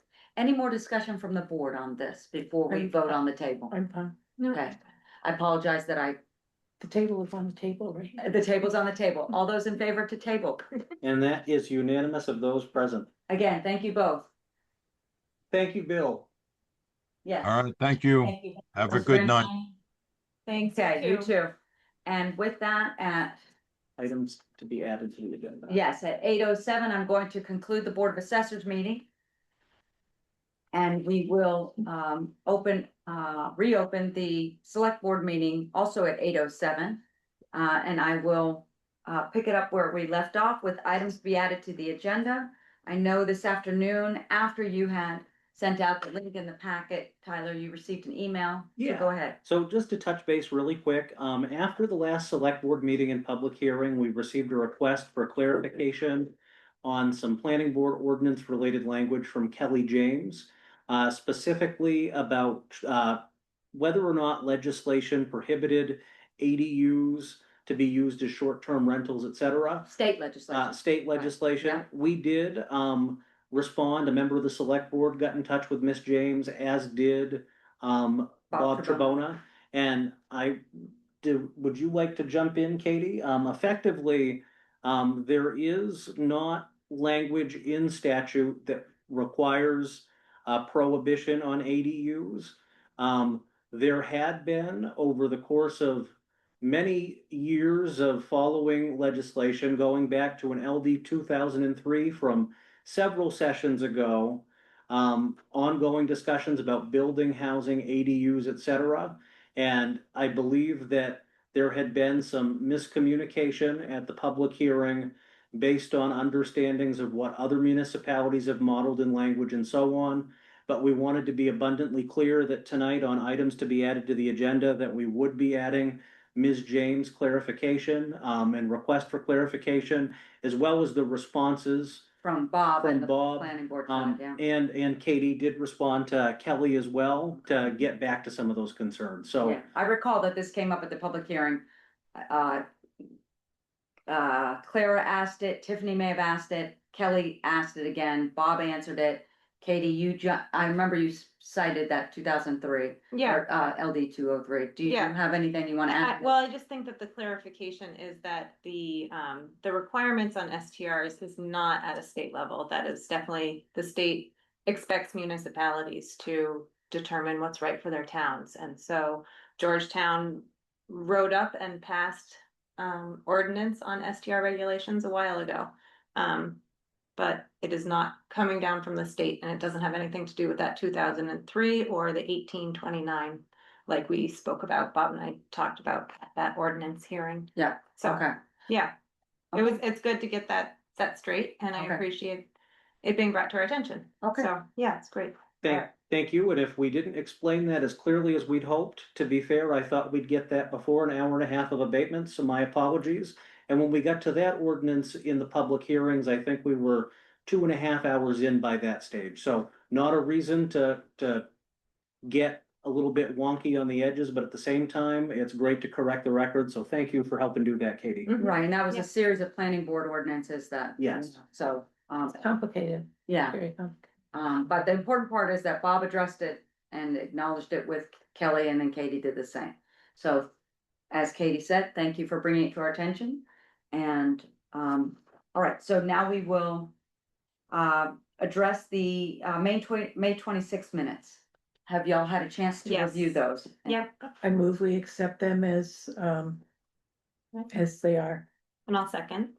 Okay, all those in favor of approving the May 26th select board meeting minutes? And that is unanimous. Okay. Tyler, take us through the continuing items, please. Well, I had none for tonight. Wow. And I had no items for review as well. I Okay. would note in correspondence, we did receive a slew of items. Yes. Office of Senator Angus King typically sends along great funding requests. It was about 29 pages of potential opportunities, so please dive in when you get a moment.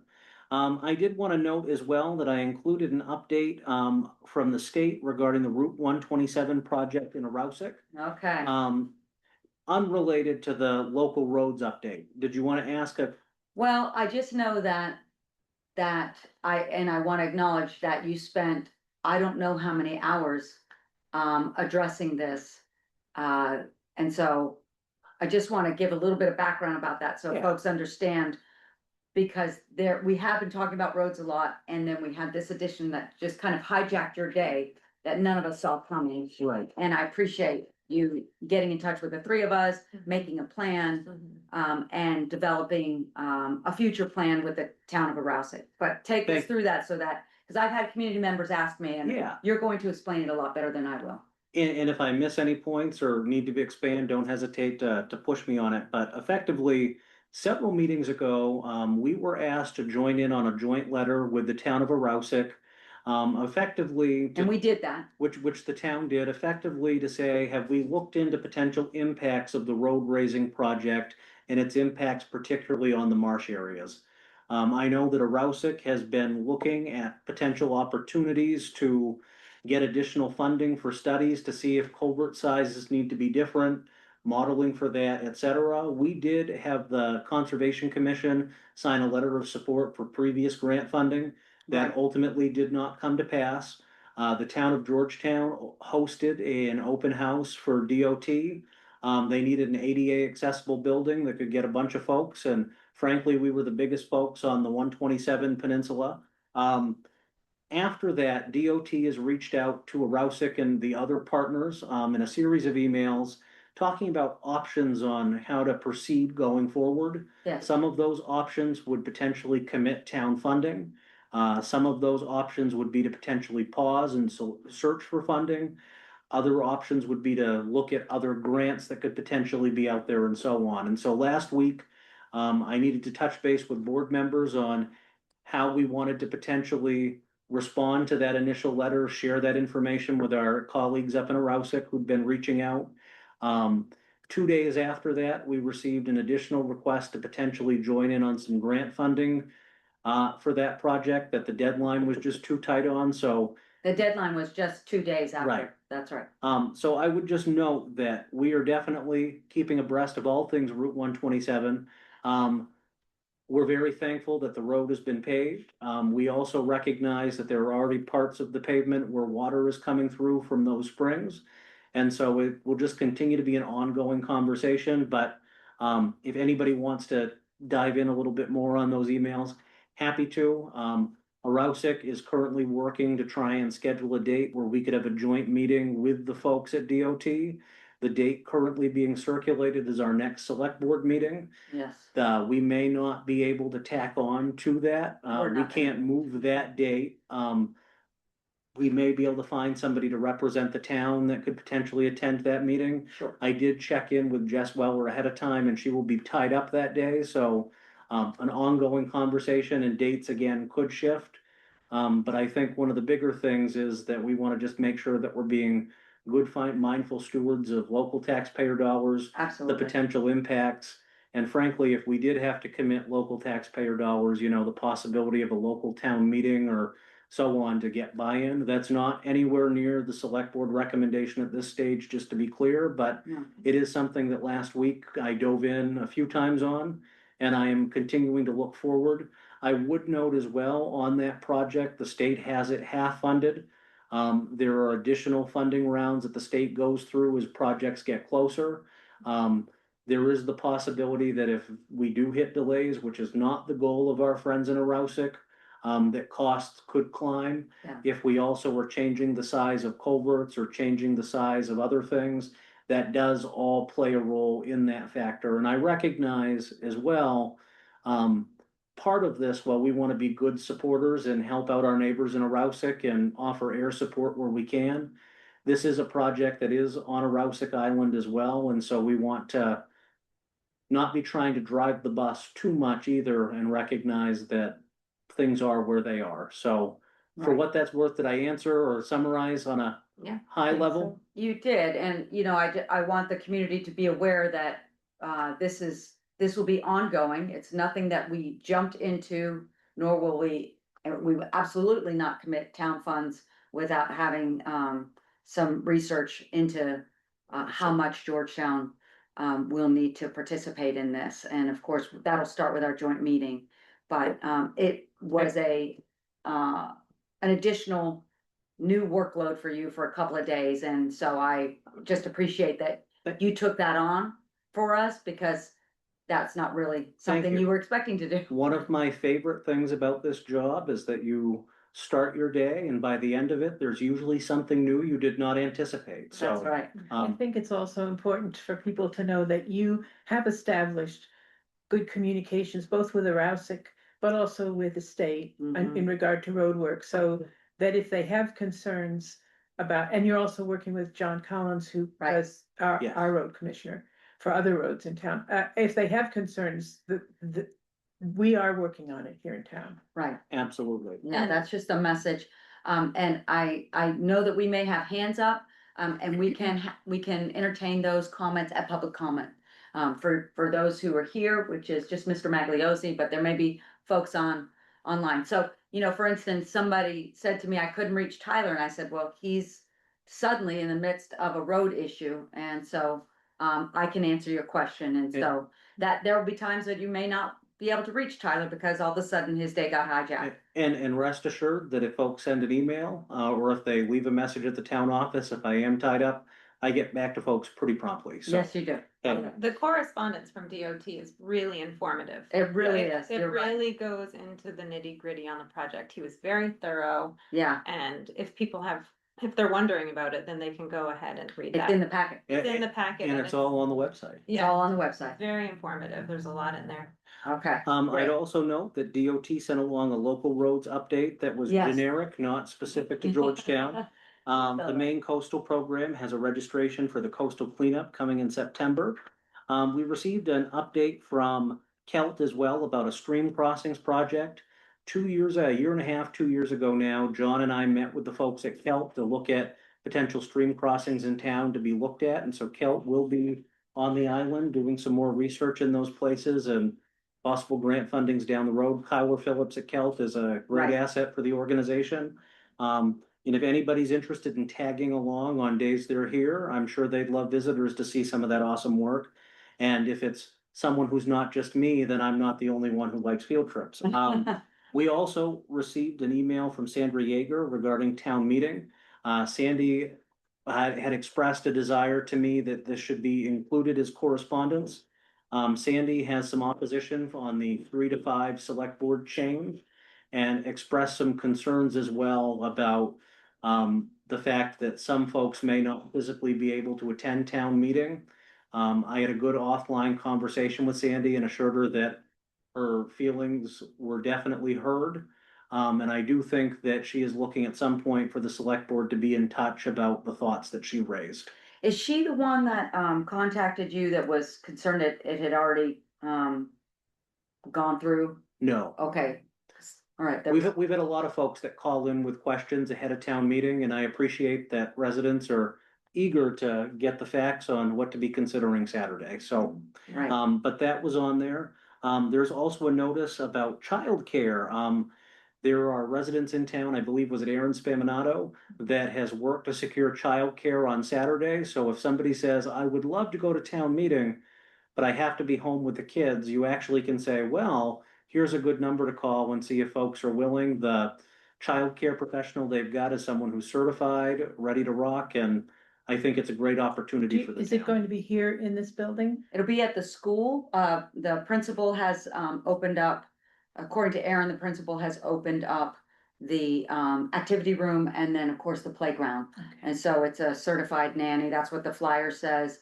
Aaron has paid for it, although other parents who use the service should feel free to donate. I think that would be fair to not let it all go on one parent if they can. But it has been a request. It's been mentioned over the years, and we've not had a solid plan that I'm aware of for automatic childcare for town meetings. So, you know, the babies are there and the kids are there, and it frees parents up to focus a little bit. In terms of, I hate to even mention this, but in terms of liability, is it a town sponsored program? Well, the school has a liability policy, and so I would imagine, and knowing, knowing how they've handled other things in the past, both at the district level and at the principal level, I would assume they did think that through. Yep, thank you. And lastly, on the correspondence, we also included the informational sheet that we put together for the select board size. Okay. And then it will be board member and committee updates. Okay. Kathy, would you like to go first, please? Sure. June 3rd was planning board meeting, and they reviewed 2 applicants for building permits. One was accepted pending station paperwork from the state, and one was tabled for more information. On June 4th, the Shellfish Committee met. They talked quite a bit about the Saginaw Bay closures and water quality issues. They are meeting in July with Brian Lewis of the state DMR to see about getting work done on that. Apparently, there are some changes being proposed in some other shellfish areas in the mid-coast that will allow them to reopen faster after they're closed for rain events. Right. So we're hoping that we can get that change done here. Conservation Commission did not meet this week. Their preparations for summer water testing continues, and if anyone on Zoom is interested in either helping as a volunteer or in having their well tested, contact Jess Weller or any member of the Conservation Commission. And the survey project of the boundaries of the west parcel of the Ipcar Preserve, which has been underway for a year, is going to wrap up this summer. The final bill has been submitted to the town. Also, something that I had received in the last since our last meeting has to do with parking issues at Five Islands. Residents there are concerned, some residents, I don't know how many, are concerned about safety. Cars are having trouble finding places to park with the store, the restaurant, and the maritime operations on the wharf, marine operations. People are having people park on their lawns, mailboxes are blocked, so mail can't be delivered. And there's some safety issues. I talked to Tyler, and there's some things that you've started the process to see what can be done without negatively impacting anyone in the area. It sounds like there's been discussions, and it sounds like if I understood what Tyler has said and what you've said, then the next step would be to have it become more formal so that we could address it as a select board. Yeah, he's been doing some research into We've been reaching out to some folks about what steps may need to be taken to be able to potentially post for parking. Okay. And we peripherally made the road commissioner and fire chief aware that we likely will be asking their opinions on that subject. That said, it is a complicated issue. So I think tonight, Kathy, it'd be helpful if the board gave me some direction to continue on that research so we could bring something, back. That said, recognizing that there are a lot of impacts that we want to be mindful of. Yeah, I think back to what we dealt with, John and Bronwyn and I on the Martown Road. It's a little bit like that when they asked to close the road. So there were steps that we took, and it's a process to notify the neighborhood essentially and give them the opportunity to weigh in. And I don't know if the residents are wanting to go that route, but that would be something that would be necessary so that we could make sure that everybody who might be Yes. affected by it, right? And we do have businesses, and it's also a tourist attraction in town.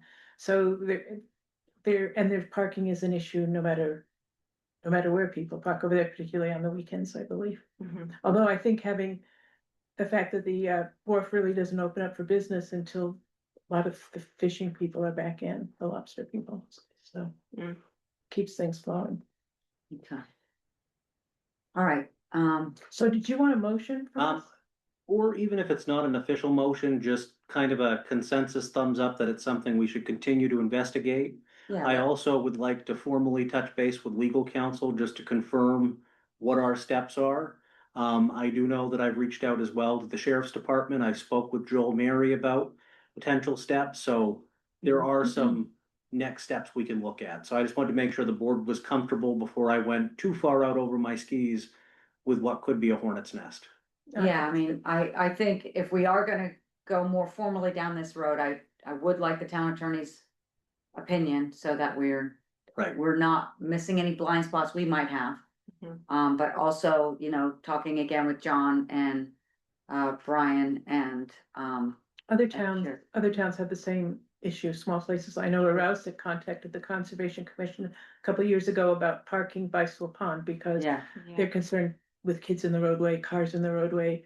And that we didn't have any help for them because we haven't figured out what to do about Charles Pond or Town Landing. right, Mhm. right, that's. And would we hold some sort of meeting for interested parties so that everybody can kind of I put their think, minds together? I think first eventually? thing we'll wanna do is get identified clearly what process we Sure. need to follow, and then we could talk about that process, potentially even at next meeting, Yeah, talk about what steps we might like to build into a potential process, right, just for what that's worth. So yes, we'd wanna, but I think we wanna be clear with what statute's gonna tell us we have to do first, and then definitely there are extra steps that we could take, like the ATV access route, where Right. we wrote a letter to every person to say, we'll be talking about it.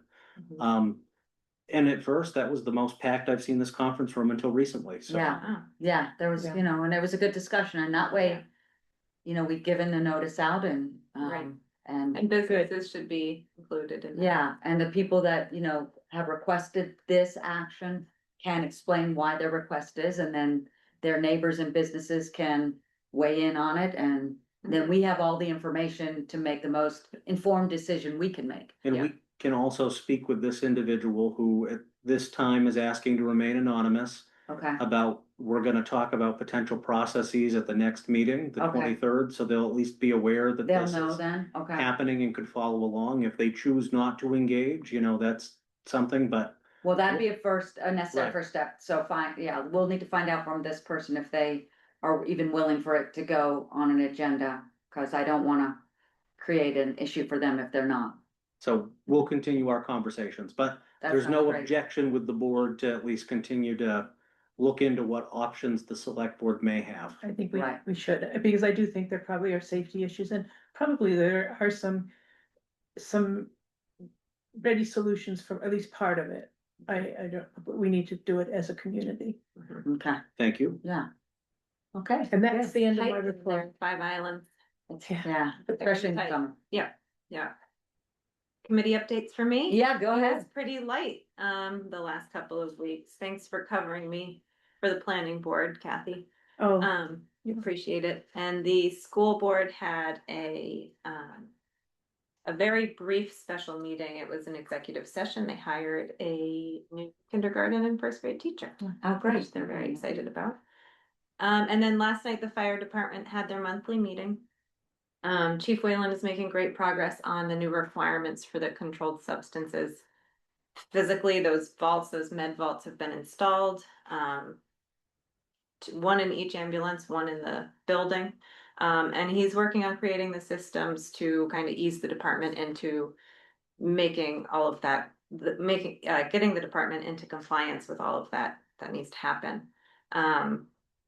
It's a lot more work for him and the paramedics and EMS, and I'm just really grateful for his leadership through it all. He's really taking the bull by the horns here. The fire department auxiliary funding appeal just went out, and their goal was thousand, 70,000, 75,000, and it came in above and beyond, and brought their funding in over 100K, so that's awesome. Great. The department. Thank you, community. I know, right? Lots of support. The auxiliary are volunteering with the Bowdoin Fire Department this weekend to have a spaghetti supper. And the monies raised will go to support the Searsmont fire victims. Okay. It's awesome. Good. And they also last night voted to send money directly from the Georgetown Fire Department to Searsmont, which is awesome. They have an EMS training on trauma care on Monday, the 15th. It sounds really interesting. And then Tuesday, the 16th, as the Georgetown Central School is walking down to Todd's Point, Correct. the fire department, and I think it's the fire department, will be kind of helping them with pedestrian and traffic. Todd's Landing. Yes, did I say Todd's Point? Yeah. Yeah, Todd's The Landing. kids have to walk down Yeah. the park. They're hoping for a 20-minute walk down to Todd's Landing. So yeah, that's about, it was a great meeting. There were plenty of people there. It was really nice. Good. Yeah. All right, thank you both. All right, so, a couple of things, let's see, the Board of Appeals, I think I mentioned on the 26th that, they would be having a hearing on a planning board decision to deny a variance. That hearing did occur on, at 7 o'clock on the 28th, and, so I was able to, I was actually out of, state for work, but I was able to connect with Scott Weller, and they did in fact have that hearing, and they've issued a decision granting the variance to the community member who requested it, and so the decision was published last week. And at this point, they do not have any other appeals to address, but that was right off the bat for some of them that were newly appointed. Go ahead, Tyler. And just one thing about that appeal. Yeah. Since then, the applicant will need to reapply for a permit with the planning board. Thank you for I closing. have had some conversations that there still is a concern that the stairs would potentially be going into the right of way, which there's a perception could be town land. If this was to do something on town land, similarly to how we had to deal with the easement discussion for the Petersons, Last year. septic discussion, which the town didn't move forward with, it could potentially require a town meeting vote. I say could, and I share that Mike Field and I will be diving in for more research, just so we can be On very- this variance. on issue. this specific spot, and about where exactly the town land bit would stop. Because it could hit another roadblock, and I just wanna share that in real time. The select board wouldn't necessarily have the authority to automatically dispose with, or grant a permit onto town land. There's a planning board process.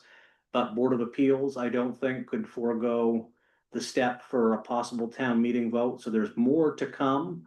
But Mike and I are on that and looking to get good answers, on exactly where the town line stops. Yes, okay. Sorry to interrupt, Jack, but I No, you wanted didn't. us to be aware that, There's still more. yes, Yeah, that's what, I was gonna ask you to weigh in, cause I was aware that there could be more. And certainly, And Ray Lewis, the town's other attorney in the same firm as Kristen Collins, has been advising the Board of Appeals, and I'm aware of that, so. yes. That will need to continue if this grows in complication as we think it may. And just to close on that, I share that these are possible things out there. I don't want to dissuade anyone at any bit in this process not to continue to follow their steps. Yes, But we will have more info in hopefully a near term. okay, great. The rec committee in partnership with the school is hosting a June Jam, which is open to all families and kids in Georgetown, not just the ones that go to the school. And that will be on Thursday afternoon at 2 o'clock till about 4 o'clock. There'll be a bounce house, a dunk tank, and we do need dunk tank volunteers. I've reached out to folks. I'm not looking at you, Katie, but I'm looking at you, Katie. I'm not looking at you, Katie. We need, we've had some community members in the past. I can recall Zoli in his Gumby outfit, and we've had several parents, and I've had 3 tours in the dunk tank. I'm not gonna make it this year, so, unless my day drastically changes, but it's a good event. It's a fun event, particularly when the weather's good. Snow cone machine, popcorn.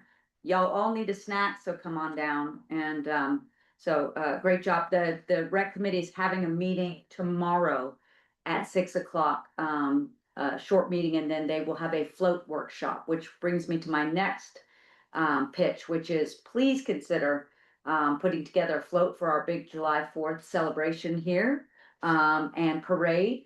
And I know I've heard different folks doing it, but I would encourage all committees to put together a float. I think the rec committee is going to be doing one, and I'll find that out for sure tomorrow night. I know that there is at least one other committee, one other local group that is having a float, and I'm sure there's going to be several others to help us celebrate 250 years. And If anyone out in Zoom land there wanted to do a float or wanted to be in the dunk tank, who do they? for the dunk tank, they should talk to, they should reach out to Judy Teller or Pam Gannell, Karen Farrington, Gary Pankey, Susan Taylor, Frank McDonald. All of those folks are part of the rec committee, and so they should reach out. And I feel like I'm missing some. Oh, Rachel Kennedy. She's definitely not going to be in the dunk tank. But in any event, so that's the dunk tank, or any volunteering that they want. If they want a snow cone, they're going to have to work for it. Good. And then the floats, I think, is it Angie? GCC. GCC. Yeah. Yeah. And there's some good information we've gotten out on that on social media, and we can get that elsewhere for folks. So, but GCC is eager to make this a really awesome parade for Yeah. celebrating. Yeah, and I think the Jammers will probably play again Yeah, like they did. that was Yeah, nice. that was fun too. And if anyone has not ever experienced being part of a parade, this is a wonderful opportunity to Yeah. do it, because you can just jump in. We used to rope, for 4th of July, we'd rope anybody who was visiting for the weekend, which is always thousands, to just put on pirate hats or scarves and walk around the square, Yeah. and they thought it Throw was candy. unique. They Yeah. loved it. That's great. We can't have everyone in the parade. Someone There has needs to to be watch. some spectators. Yeah, well, we have to catch the candy too. All right, and then turning a little bit more serious, we've had discussion in the past, and I just want to reiterate that it's certainly my intention that Tyler continue to have one remote day a week so that he can have focused work without interruption. Just wanted to check in with y'all, make sure that you're still in agreement with that, as we've talked about before. Mhm. Because- Especially with our meetings, starting on the later side and ending yeah, quite late. yeah, Yeah. we have a lot of work to do, and so, and it just allows him to follow up, particularly after a meeting like tonight. Mhm. And when we have dual business on the assessor side and then on the select board side. Yeah. It's, we've all been in here when Angie, Tyler, Mary, Kathy get interrupted throughout their day. Yeah. And so it is hard to get your work done. And so I just want to reiterate that that's Thank you. our expectation, Yes. that you will continue to utilize one remote day. And when necessary, just let us know if more time on occasion is needed for remote. And that's it for my committee updates.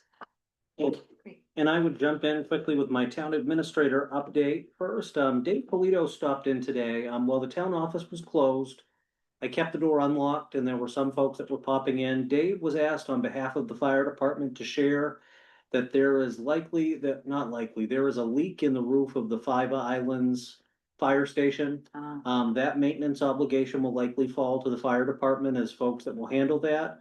Dave did want to check in though, at the top of the Five Island station, there is a small bell tower that does no longer has a bell, and really they're hoping to be able to remove because it'll make the project to repair the roof a little bit cleaner, Yeah, easier overall, probably save $2,000 or $3,000 in the process. With it being their building, not really our ability to say no, but if there was going to be a big objection to saving the bell tower without a bell, speak now or forever hold your peace. I just wondered if Chief Whalen was still on. I have no problem with that. I think they should do whatever they need to do to secure that building. Yeah. In the in the most budget friendly and efficient way they can. Is that a historic building? Is it an old school? I would need to go and check. I know. Oh, I think I think I you're don't right. think it's natural, it's not national registry or anything No, like that, but right? But that's a good thing for us to check, because that could lead to a hiccup where we may have to keep a bell, but Okay, let's dive in. okay. Or Thank get. you. And get a maybe, bill. and, Yeah. you know, if Retrieve somebody, the- at public comment, if somebody has information about that, I think I recall John Hens talking about that. And I think A there's few years and I ago. think there is a plaque on the building, so let's dive in some more. Okay. That's why you get paid the big bucks, Kathy, because you Yeah. remember this stuff. Mhm. Okay, Um, as we creep towards Keep 9 o'clock, all right. well, keep on. I will be quick. no, On town meeting, I wanted to touch base a little bit and just share that we are prepping to have some secret ballots available. One article will need to be done by ballot. There is the chance that a member of the public could move to do something by secret ballot. Or three of them, four of them. Or we've done three, that. so we're gonna have probably 4 or 5 ballots prepared in case they're needed. That way we don't have to pause and run back to town office and scramble arts and crafts. Kickoff is at 9 AM. I did wanna check in that the select board and staff historically has sat at tables up at the front near the moderator. That is still the game plan. Yeah, thank you. I also, as of now, have 50 copies of each of the ordinances prepared. I wanted to check in with the board on where we were thinking on how many ordinances. I am having thought 50, I'm thinking closer to 75. I'm planning to have 150 warrants available. I know that at the last 2 town meetings, there are a lot of folks that are very eco-friendly and have been looking at things on iPads and smartphones. There are also folks that like the physical copies, but I'd hate for us to end up with 80 copies of the Right. solar energy ordinance draft that we can't even hand out as a final because we gotta get rid of the red lines. But my game plan initially is about 75 of each ordinance, 150 of the warrants. Could go as high as 200, but again, I think it's How many do we usually get for a town meeting? Do you know? 100 to 200 people, or 200 usually is a high year, 100 is a lower year. What's the limit on the gym? That's where it's gonna be, our cafeteria, right? That is a good question that I Sorry, don't have from the top of my It may head. be a question we didn't wanna Well, ask. it is a question actually that Chief Whalen and I have discussed Okay. peripherally, and I just haven't gotten that answer yet.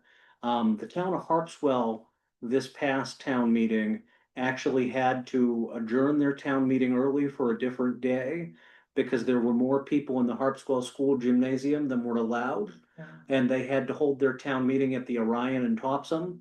So Wow. I will get that number, cause Hmm. God forbid we hit capacity, we've gotta follow rules. I don't think we will hit capacity though, but I was just checking in to share where we're at. If the board's comfortable, I can make a bunch of extra copies and just recognize we'll have a fair share of recycling. But as of today, I think 75 of that, 150 warrants. The handout that we put together, we'll have copies of as well. Yeah. For Okay. what that's worth. Yeah, so I'm comfortable with those numbers too. Yeah, I think so. You know, we've had town meeting outside as well. And of course, that can accommodate, but it just is so hot and we had to have the pop-ups and Right. so that, Mosquitoes. and mosquitoes, so, yeah, I don't know. I feel like it's posted in the gym somewhere, but now that I Well- think it through, I don't know. We'll get that answer. Yeah, we'll get that answer. And because we're gonna be so diligent in finding capacity, we won't have the problem that my hometown did. Yes, Um, okay, thank you, Tyler. I also wanted to touch base that at our next meeting, it's typically the board's organizational meeting, the first one after town meeting. We're going to elect a chair. June 23. Yes, set the meeting schedule for the remainder of the year. We've kind of already done that for the summer, but we'll formally check in on that. Personnel policies, financial policies, the ability to sign warrants outside of a meeting. We'll want to formally do some of those housekeeping items. Yeah. It's also the night that we'll be tackling the bulk of our committee reappointments. I have touched base with all the committee chairs to check in with their members who are up this year as to whether or not they'd like to be reappointed. They know that they have a little bit of time still to get back to me because it wasn't for tonight, but we're hearing no one so far has said they don't want to continue serving the town, which is awesome. And then again, we also have some vacancies We on have some- alternates that we'll be wanting to robustly fill. Yeah, But that is an upcoming item. I did want to also just share at that organizational meeting, we will be putting forward a recommendation to renew the ATV access route on Martown Road. We have had 0 complaints at town office, and I'm pretty confident that I can say that because I'd be the one that gets those complaints.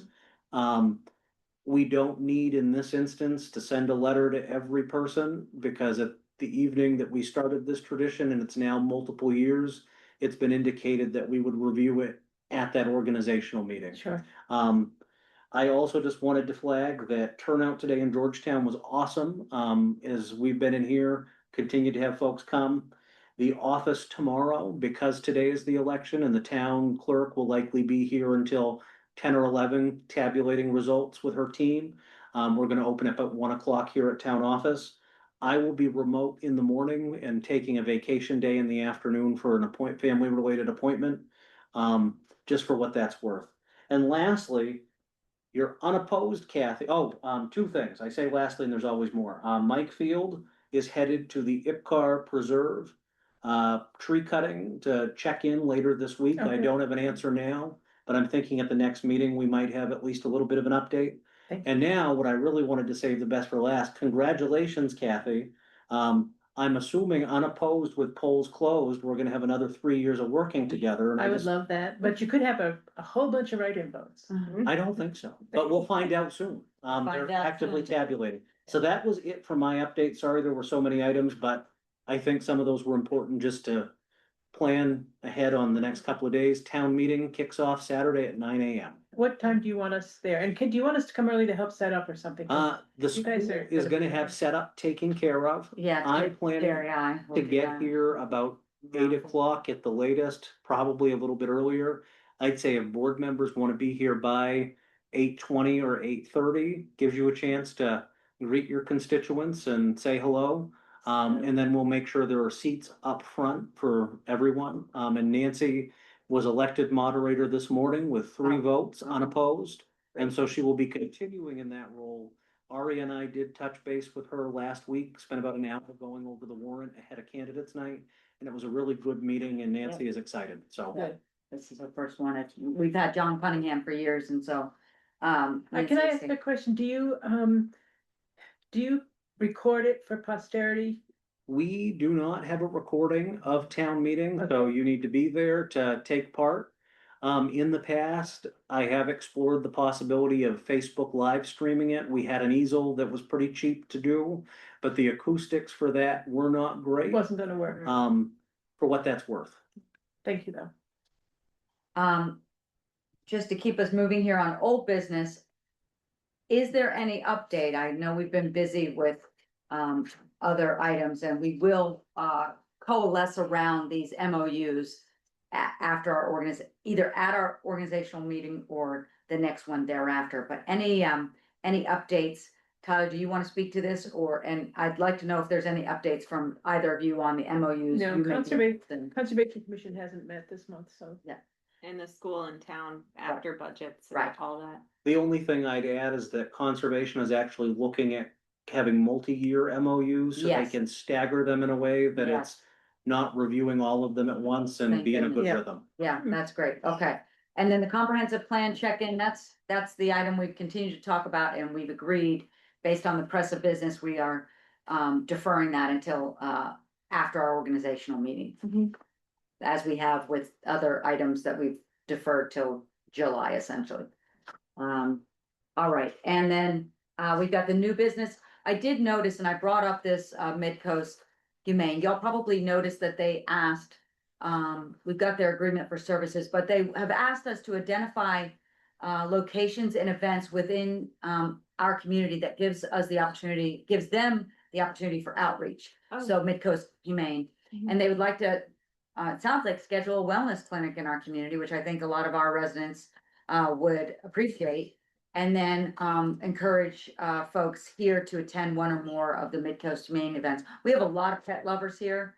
Absolutely. Devoted pet lovers, so I just wanna take a moment to highlight this.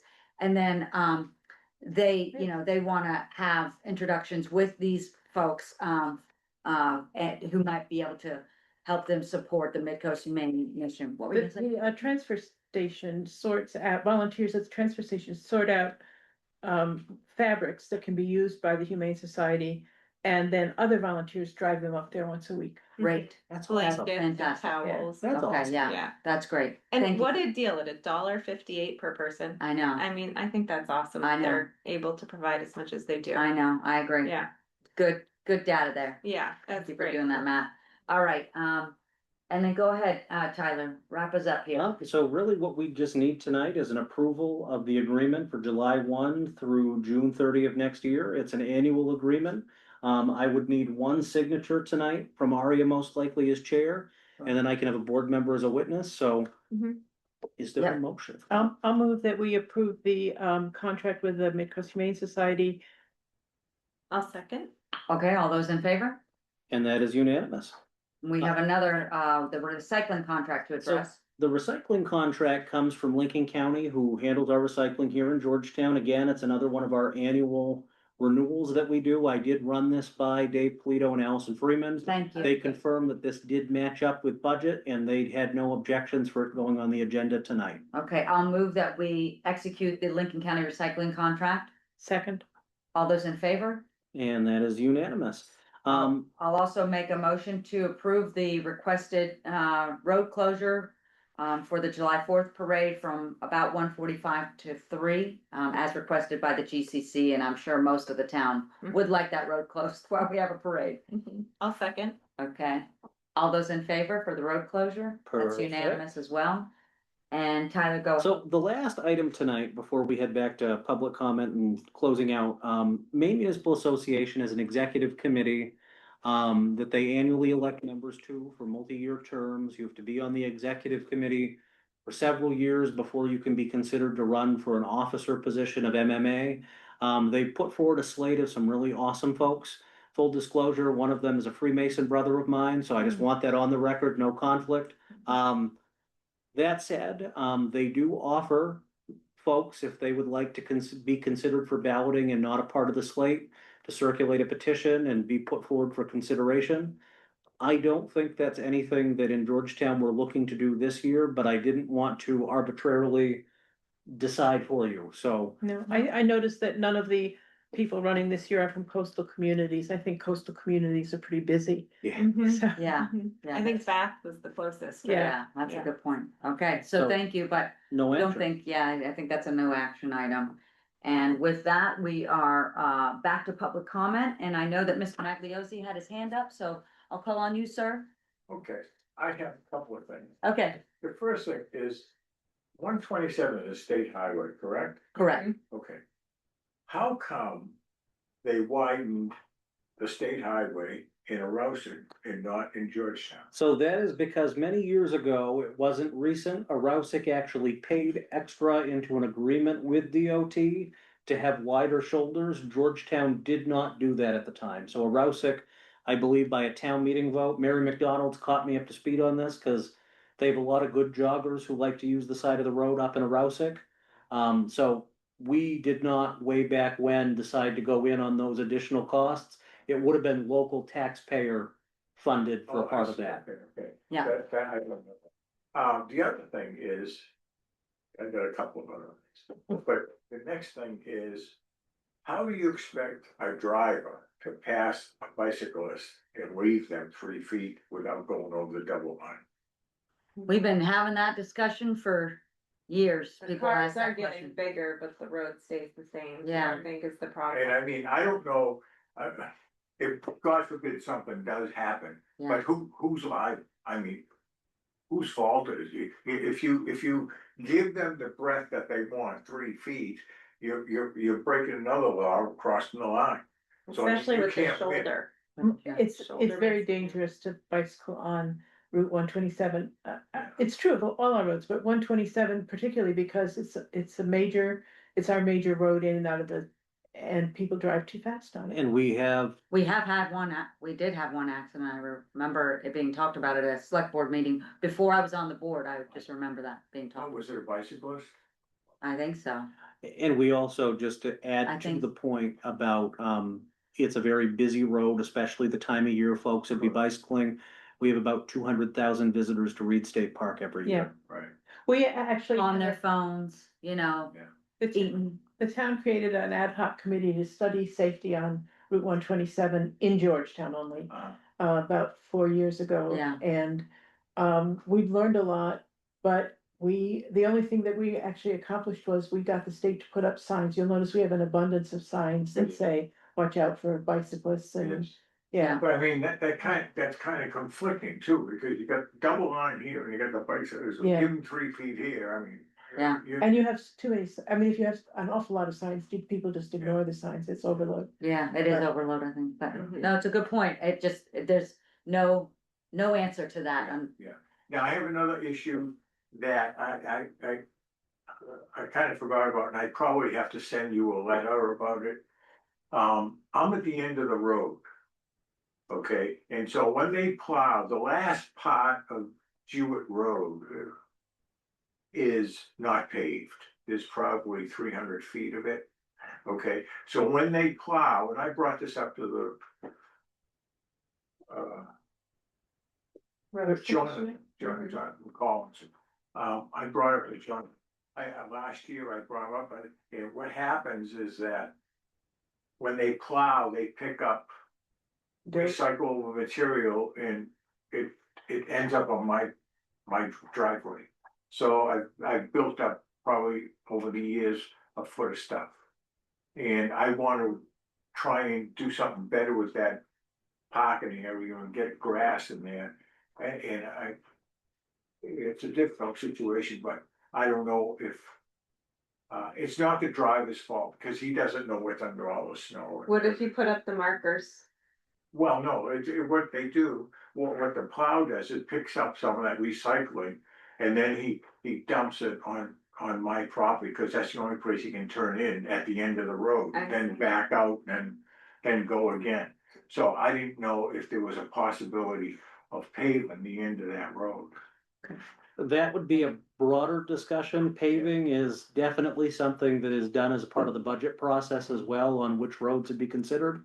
But Rusty, if you get us a letter in, it's something we can at least have the conversation. Doesn't mean we're gonna give you the answer that we're looking Yeah. for, but having a conversation is half the battle. Right, right. Okay. And the other thing I thought about and the same thing is, I don't know, and I don't know if this is within your purview either. If you can't do that, put a cul-de-sac there. Probably depends on who the land. And I would also just. That's a broader discussion, and with it being at the end of a town road and other property owners down there as well. And as we both know, it's a tough neighborhood on some of those sticking points, so. But you've never lived in Lynn, Massachusetts. But on that note, unless there was anything else, Rusty, we do have a couple of folks on this end that are looking to chime in. Yeah, And Clara was up first. okay, go ahead, Claire. Hi, guys. I just might have misheard, so I just wanted clarity. When the committee report was given for the school board, I think that it was said that they hired a kindergarten first grade teacher, but my understanding was that they had been looking for a pre-K kindergarten teacher. So I just wanted to clarify which one it was. Pre-K, K. Okay, great. Thank you. Yeah, thanks. Go ahead, Chief Whalen. Hey guys, I just wanted to quickly address the issue just came up here with the bicycles in the road. Maine state law says you have to give 3 feet to pass a bicyclist. That's state law. That's not our rules or anything. I try to give them as much room as I physically can. And the best advice I have right now is to be as patient as you can and pass them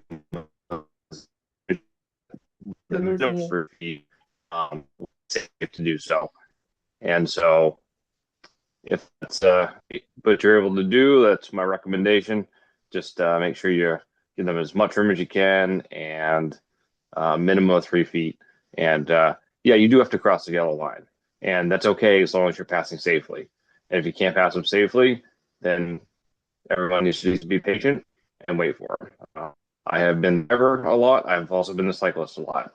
And so riding in Georgetown has its unique challenges because the road's so narrow, but just want to let everyone know that it can be done safely, and we highly. Oops. Oh, We lost muted you. himself. We lost you, Chief Whalen. But I think we got the gist of it, that It can be done safely. Cross the yellow line if you need to. Be patient. To be patient if you can't, and wait till you can cross the yellow line safely. But he's right. I mean, we all know it is a state law, and he's giving us a thumbs up. Okay. We've had some reception issues here in Georgetown a little bit. And with that, there's not any more public comment, then is there? All right, then we would encourage everyone to